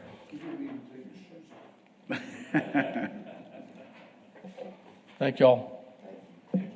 Thank you, Carl. All right, we'll move on to item I, presentation and possible action regarding 2025 annual report presentation by Andy Marquis from Media Advantage. Hi, good morning. Andy Marquis, Media Advantage. I'm not sure that there's an action item with this, but Costa DC is required to submit an annual report to City Council.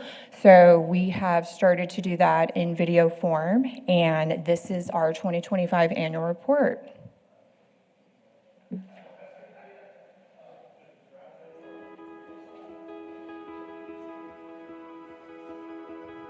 Hello, I am Ryan Gaddy, and on behalf of the City of San Angelo Economic Development Corporation, I want to thank you for joining us for this year's Economic Development Report. Our 2025 story is a story of growth. Not just growth on paper, but growth you can see across San Angelo. You can see it in new training pathways, in construction progress, in rail and industrial opportunities, in local businesses taking their next step, and in community partners working together when challenges arise. The mission of the City of San Angelo Economic Development Corporation, known as COSA DC, is to grow San Angelo's economy through proactive business attraction, retention, and workforce development.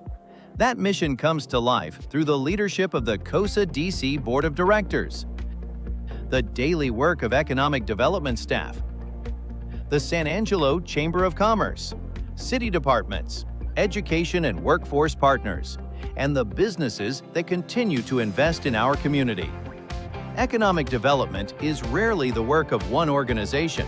It is the result of strong partnerships, shared priorities, and a community that understands the value of preparing for the future.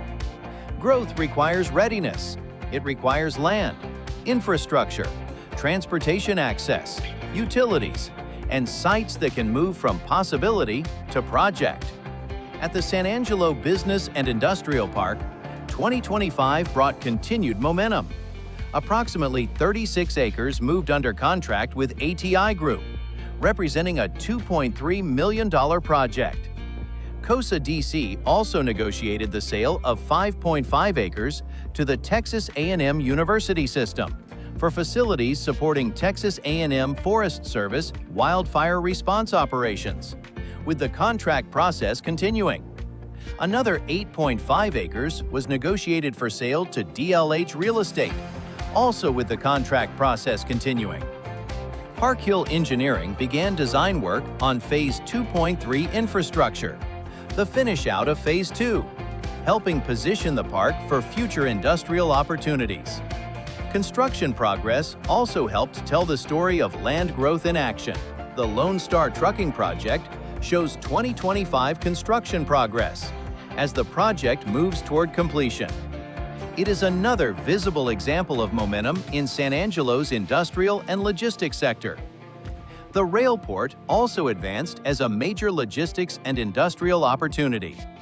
COSA DC negotiated a transaction involving approximately 250 acres from the city to COSA DC, with a concurrent sale from COSA DC to South Plains La Mesa Railroad. The transaction supports expansion of the existing railport and the potential development of a rail-served industrial park.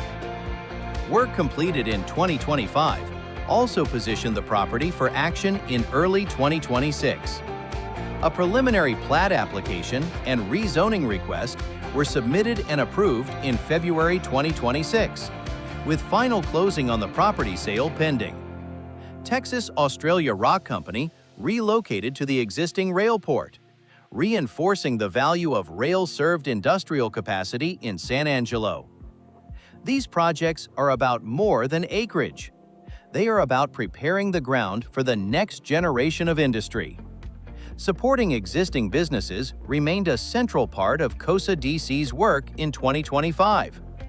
Through business retention and expansion efforts, COSA DC helped local companies respond to opportunity, overcome challenges, and plan for growth. One example was True Lightning Protection. The board approved a $300,000 BREP project to support the company as it purchased and improved a facility for the growth of its specialized lightning protection manufacturing operations. The project reflects the purpose of BREP, helping San Angelo companies stay here, grow here, and continue creating local value. The Technology Tower story and expansion of local business VGI Technology and Snyder IT gave San Angelo another strong before and after moment. A property that once represented unused potential has been repositioned through a $10 million transformation into modern technology and office space. With interior work completed in 2025, the project moved closer to full activation in 2026. Technology Tower shows that San Angelo is building places where technology companies, professional services, and growing teams can see themselves staying, hiring, and expanding. Business support also means responding when unexpected challenges affect local employers. Following the July 4th flooding, COSA DC's role expanded from growth support to recovery support. the board approved $1 million in flood recovery assistance for eligible companies in qualifying NAICS codes, giving impacted businesses another tool to stabilize operations and continue serving the community. COSA DC also worked alongside FEMA, the SBA, the ASU Small Business Development Center, and other partners to connect affected businesses with available resources. Staff and partner teams personally visited 22 businesses throughout the impacted areas to listen, document needs, and guide owners toward assistance. They also helped to relocate 2 manufacturing operations into safer, flood-protected area. This is what business support looks like in practice, helping companies expand when opportunity is present and standing beside them when challenges arise. San Angelo's growth story also belongs to entrepreneurs. The 2025 San Angelo Business Plan Competition celebrated local business owners who are building, expanding, and bringing new services to the community. Barron's Body Shop earned first place and a $50,000 cash prize. With more than 30 years of body shop experience, Richard Barron and his family are expanding their business and bringing state-of-the-art equipment to San Angelo. Rooted Wellness Clinic, owned and operated by Dr. Melissa Jones, earned second place and a $30,000 grant. The clinic plans to expand access to non-invasive therapies and add a medical-grade hyperbaric oxygen chamber. Mad Messy, founded by U.S. veteran and entrepreneur James Pettit, earned third place and $20,000. After beginning as a food truck serving Goodfellow Air Force Base, Mad Messy grew into downtown San Angelo and then expanded to a second permanent location inside Sunset Mall. The Business Factory Incubator continued to support the broader small business ecosystem. Since 2003, the program has helped entrepreneurs in San Angelo and the Concho Valley by providing a professional working environment, networking benefits, office suites with furnishings and utilities, conference room access, and training through the ASU Small Business Development Center. Over 22 years, the Business Factory has assisted more than 118 businesses and successfully graduated 14 companies. In 2025, the incubator was full with no vacancy and welcomed one new client, RDZ Smart Homes. Together, the Business Plan Competition and the Business Factory show how San Angelo invests in local ideas and helps entrepreneurs turn those ideas into jobs, services, and community value. As local businesses grow, the need for skilled people grows with them.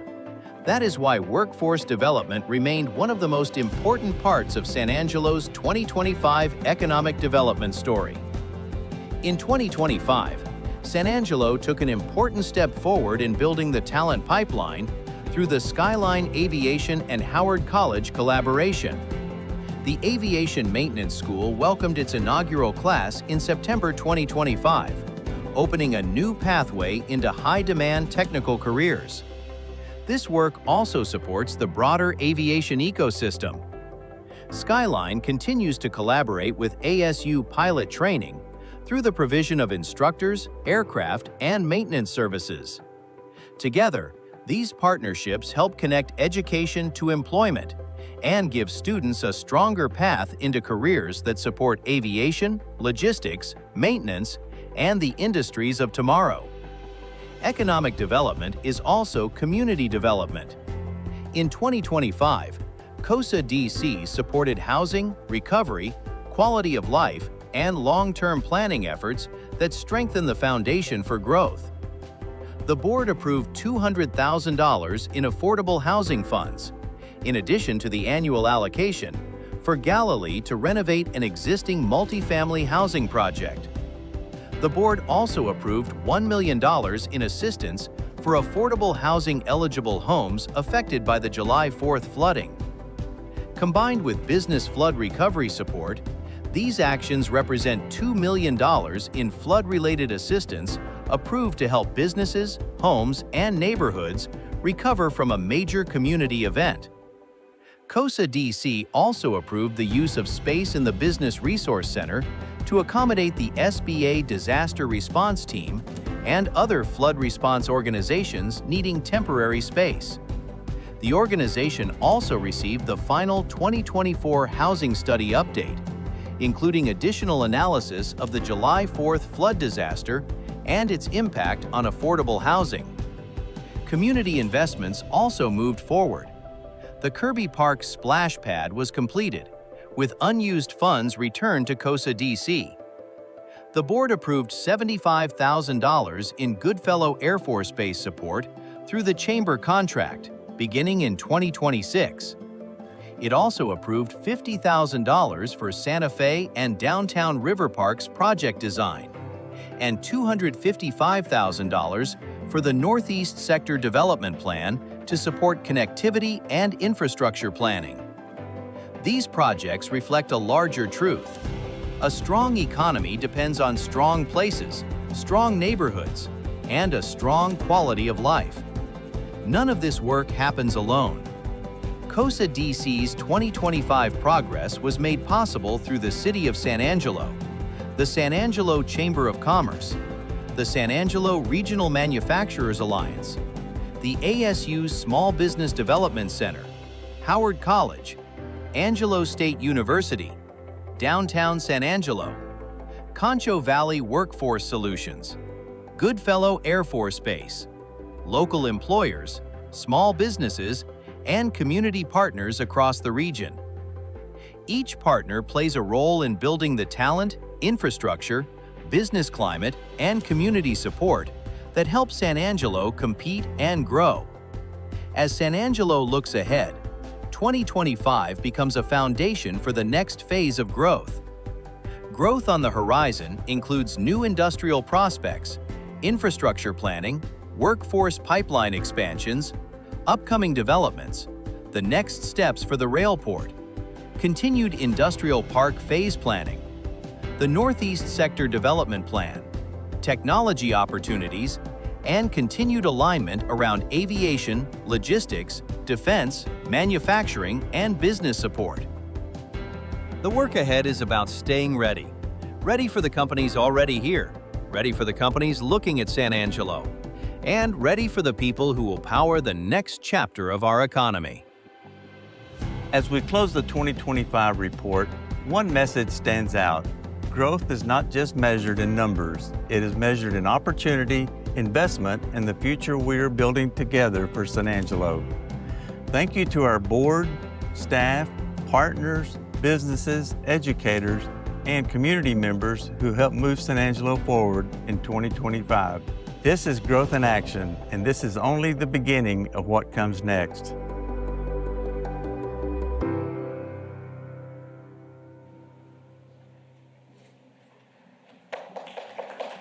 Hey.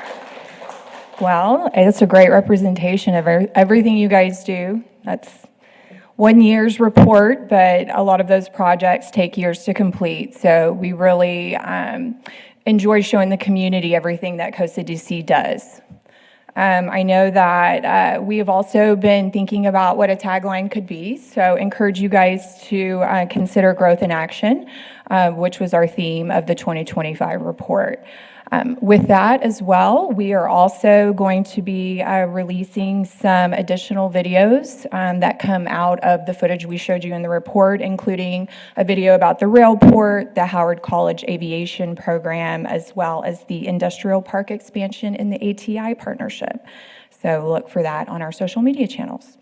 All right, thank you. Thank you.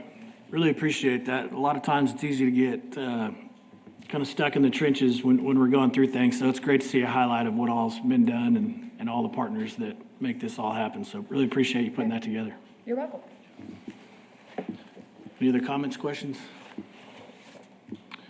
All right, we'll go ahead and move to item J, presentation of the quarterly Chamber of Commerce Economic Development Financial Report. Presentation by Steve Elanius, President and CEO of San Angelo Chamber of Commerce. Thank you, and it's exciting to follow that video because I think it really encapsulates the opportunities here in San Angelo. But before I get started, I want to introduce Andrew Killingsworth. I want him to come up here real quick just to introduce himself. We're glad to have him on staff. He's now the Associate Director of Business Recruitment and Retention, and I wanted him to introduce himself to you because he's going to be working closely with everybody. So, Andrew? Thank you. Andrew Killingsworth. I'm working now with the Chamber with Economic Development with Michael Looney to help with all the efforts there with economic development, and I'm really excited to be part of it. I've been a mostly lifelong San Angeloan, so I'm excited to represent the city to new businesses and existing businesses and help them grow. So thank you. Andrew, thank you. And I think Andrew brings a great skill set to the table that's going to complement Michael Looney and his efforts. And so we're excited as this team comes together. When I was talking with Ryan, he said, hey, Steve, would you talk about kind of what you proposed originally and kind of where we are on that? And so what I passed out to you is the budget sheet that we used back last summer as we were going through the budget and what we originally proposed and what we actually have funded. I'm not going to go through a lot of details on that, but I want to flip back to the back pages of the KPIs, which I think is a key element to the success and what we see happening in the community. As the video mentioned, you know, what I call the four stools of economic development is business recruitment, business retention, workforce development, and entrepreneurship. And if we can do all those things successfully, I think you're going to see this community really take off in a lot of different ways. As a board and as a policymaker, obviously the key things that you want to be looking at is what is the investments being made into the community, what companies are reinvesting and growing their investment in here, and then also sales tax, right? Because those are the things that really drive funding for the city and drive funding for the Development Corporation. And so I just want to touch just real quickly on some of the things that the team has been able to do the first 6 months of our program of work. You know, the first goal was to have 18 qualified leads. We have 17 to date. We just came back, Michael and I just came back from Site Select USA in Washington, D.C., and that was close to 4,000 folks, foreign countries looking for foreign direct investment. Just to tell you a really quick story, you know, I mentioned when we were talking about funding for this, we wanted an opportunity to turn Michael Looney loose on the state and in the country. So we were standing there. There was a reception that we were going to attend that was at the Museum of Natural History, and it was snaked because of security. It was snaked around almost in complete block. And so I'm standing there with Michael, and lo and behold, he's walking down the line, passing out his business card, saying, hey, come see us in San Angelo. Love to talk to you. And out of that conversation, we were able to make some great contacts with South Korea and Ireland. And so I think we're going to see some things happen with those relationships as they move forward. But those are the type of things that you really want to see happen when it comes to economic development, where you're out there pitching, you're out there building relationships and making contacts. And then the other key part is what are we doing with our existing businesses? And I'm excited to have Andrew on board as we move forward. One of the key things that you'll be seeing as we start this program this summer, June 24th is going to be the first one, is our Focus on Business Luncheon with Dan Hill Containers. Now, some of you may be going, who is Dan Hill Container? I had some people on my board do the same thing. They're a local container company. They have 7 locations throughout Texas. They have 60 employees here. They have a great success story.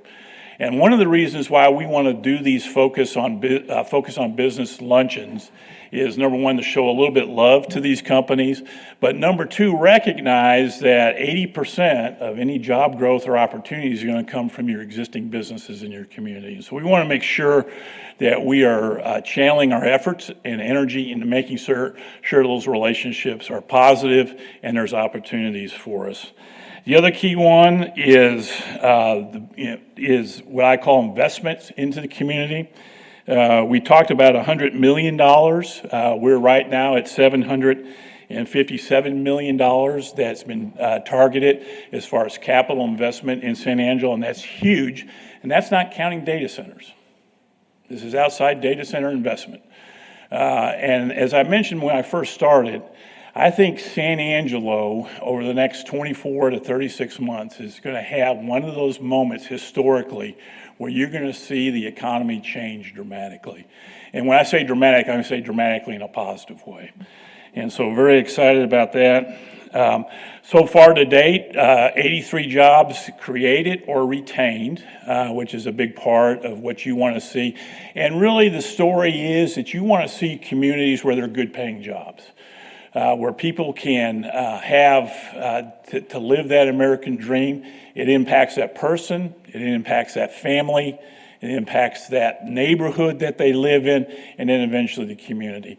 And if there's not a greater story that we can tell, is that we were able to help create good paying jobs. And when we talk about good paying jobs, we're talking about jobs with benefits that have health insurance and retirement, things that people can build a life on that I think is really important. Workforce development continues to be an important part of it, and obviously partnerships with that as we move forward. Entrepreneurs, that is one that I have a personal passion about. We've had a chance to launch the Inventors and Entrepreneurs Network. Ryan's been has a chance to sit in on a couple of these. These are monthly meetings where we're trying to create that ecosystem for entrepreneurs where they feel supported and that they're on this journey, but they're not alone, and that there's folks willing to work and be a part of it. We've had 2 meetings with the Concho Valley Technology Alliance. We've got more of those coming. And then, as I mentioned earlier, turning Michael Looney loose on the state and the country. He's had an opportunity probably the last 3 months to travel extensively. He's been to the Site Selectors Guild. He's been back in Washington, Select USA. He's been up in the Dallas-Fort Worth area. We've got some more trips planned, again, with the idea of if we're not in front of people, if we're not pitching, all we're doing is playing catch. And so I want to make sure that we have a very robust visit going out and recruiting and being a part of that. And then I think you all have seen Michael's podcast. He's done 14 of those. So it's a great storytelling tool for economic development. And that is part of the challenge. As we've watched some of these things play out with data centers over the last several months, people are questioning, okay, what is economic development? And why are we doing this? And why are we pursuing these type of projects? Or why are we wanting to bring new people into the community? And the bottom line is, if we are not growing the economy is going to be shrinking. And it is a different game and mindset when you have a zero-sum or a declining economy. And so I think San Angelo is well-positioned to be successful. We appreciate your investment in this program. We think we're on the right track to make things happen, and I'm very excited. So I'd be happy to try to answer questions that you might have. I went over kind of a little bit just in terms of the budgets. But what I presented to you, you can see what was proposed and then basically what we have done in terms of kind of adjusting that budget to put it in the areas that we think are important.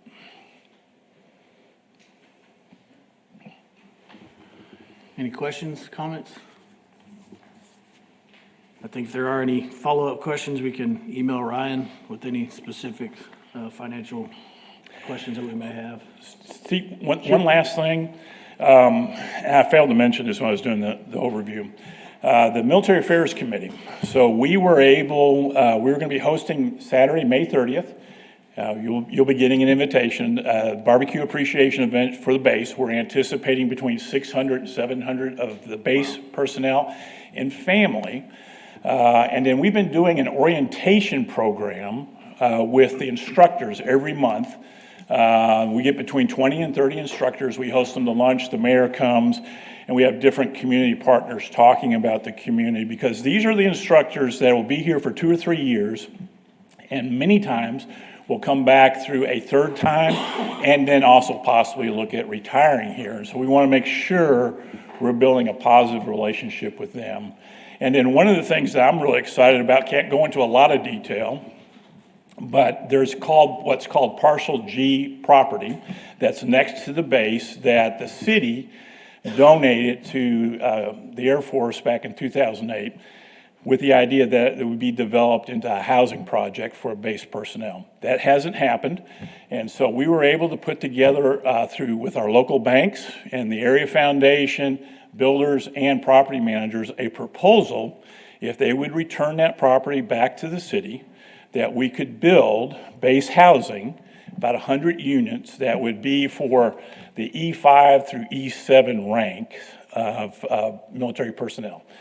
And so we're excited about that. I'm anxious to see how that comes out and turns out, but I appreciate everybody who supported that, and I think it was a good community effort in terms of that project. So Perfect. And what was the date again of that appreciation barbecue? it's Saturday, the 30th. It's going to be at the First Financial Pavilion out at the Coliseum grounds. Starts at 11 o'clock.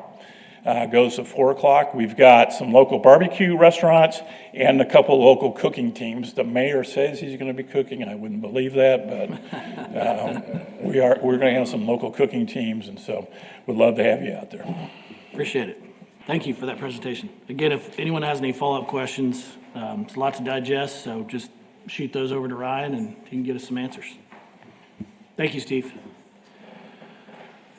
All right, we'll move on to the next item. Item K, presentation regarding the Affordable Housing Program and Flood Assistance Project, presentation by Stephanie Hamby, Executive Director of Galilee.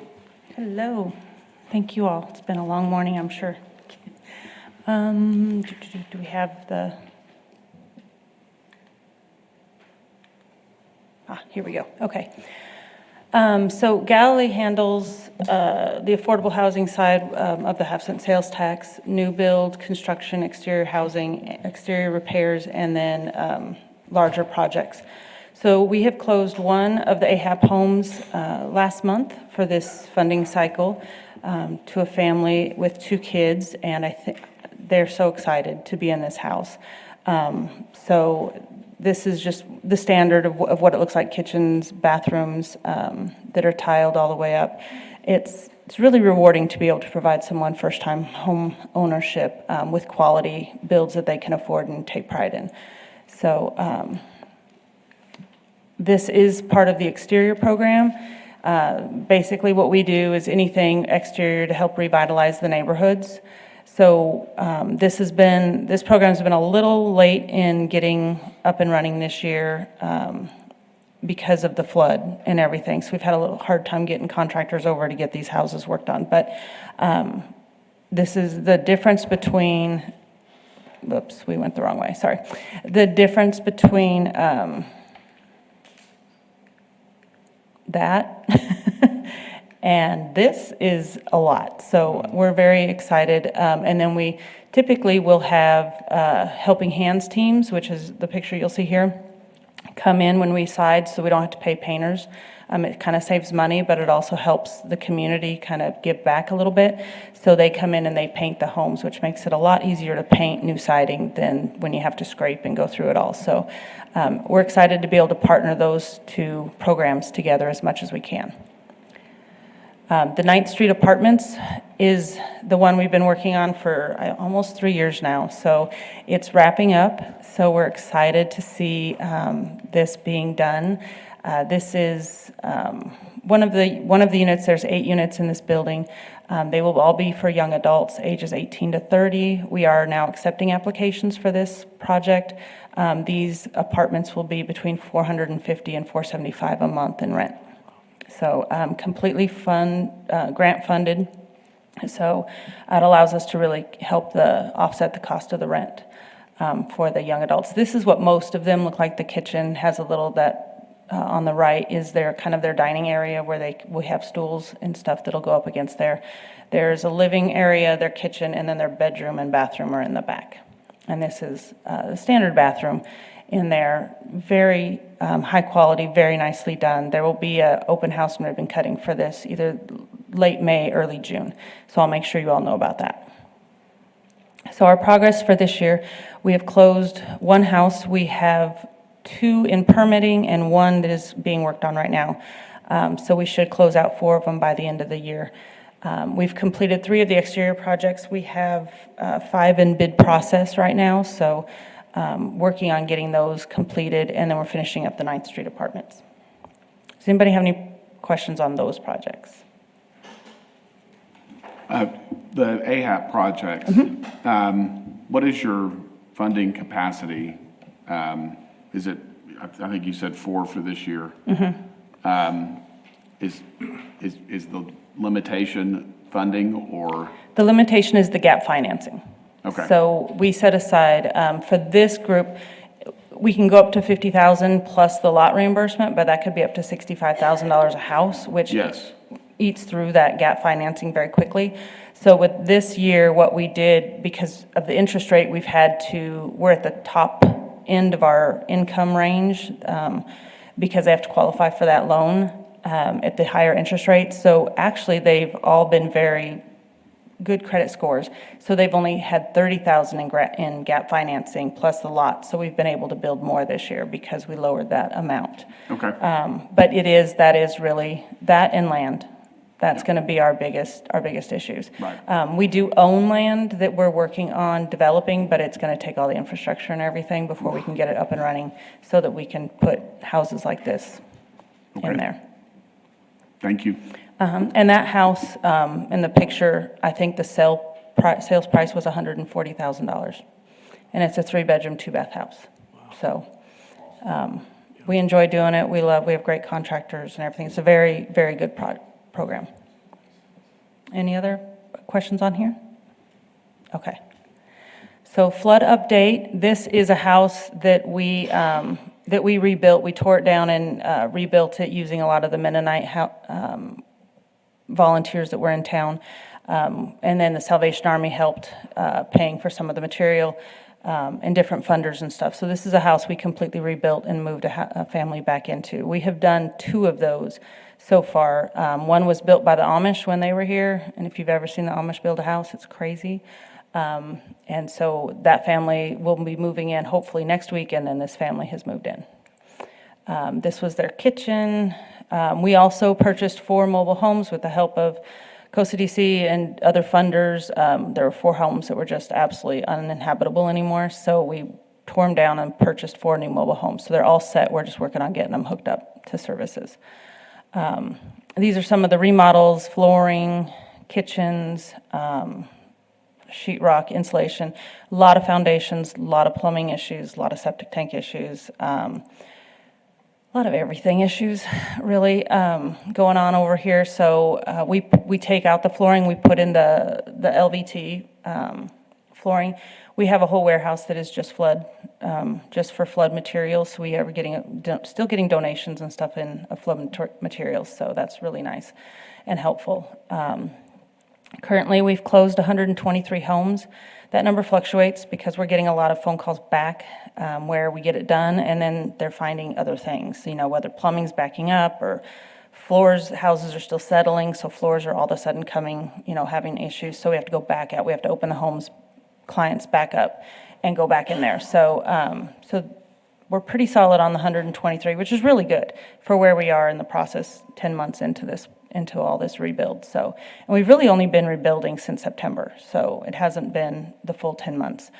We have 92 open home files. That does not include what Samaritan's Purse has. They have a lot of rebuilding and a lot of work going on in the community as well. This is just what we have in our pipeline. And then we have 22 homes that need assessments still. Some of them will be renters, which we won't work on, but that's kind of where we are right now. So we're estimating my goal is still to have this done in another year, to really be wrapping it up, just still having some work, but not the constant dailiness of it that we do right now. So COSA DC set aside $1 million for this project. They all have to be income qualified. They all have to be under 80% HUD's income. Right now, we've expended about $400,000 of that money.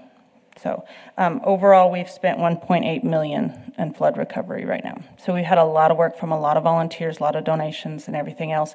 We're still actively seeking out funds from funders. We have a grant into the Red Cross for a significant amount of money and stuff. So we're still seeking those to help come in and offset the costs as well. So we aren't relying on any one organization to fund this project, but the Area Foundation has been astronomical in helping us fund a lot of this. So they're great to work with as well. Any questions on this? Okay. Thank you, Stephanie. Really appreciate the partnership and probably speak on behalf of this board as a thank you for all the work that you have done in this process. There were a lot of boots on the ground when the flood first occurred, but then after the fact, you guys have really picked that up and taken that on. So thank you. No problem. Thank you, guys. Thanks, Stephanie. All right, so we'll move on. We do not have any executive session items. So we'll move on to number 7A, consideration and possible action. No, we don't have anything for that coming out of executive session. So item B, announcements and consideration of future agenda items. We do currently have two that we've defined there, the airport study, as well as the comprehensive plan action item. Are there any other items that anyone would like to see? Seeing none, we'll move to item 8, adjournment. Take a motion to adjourn. So moved. We got a motion. We have a second. Second. All those in favor say aye. Aye. We are adjourned 11 a.m. Wednesday, May 13th.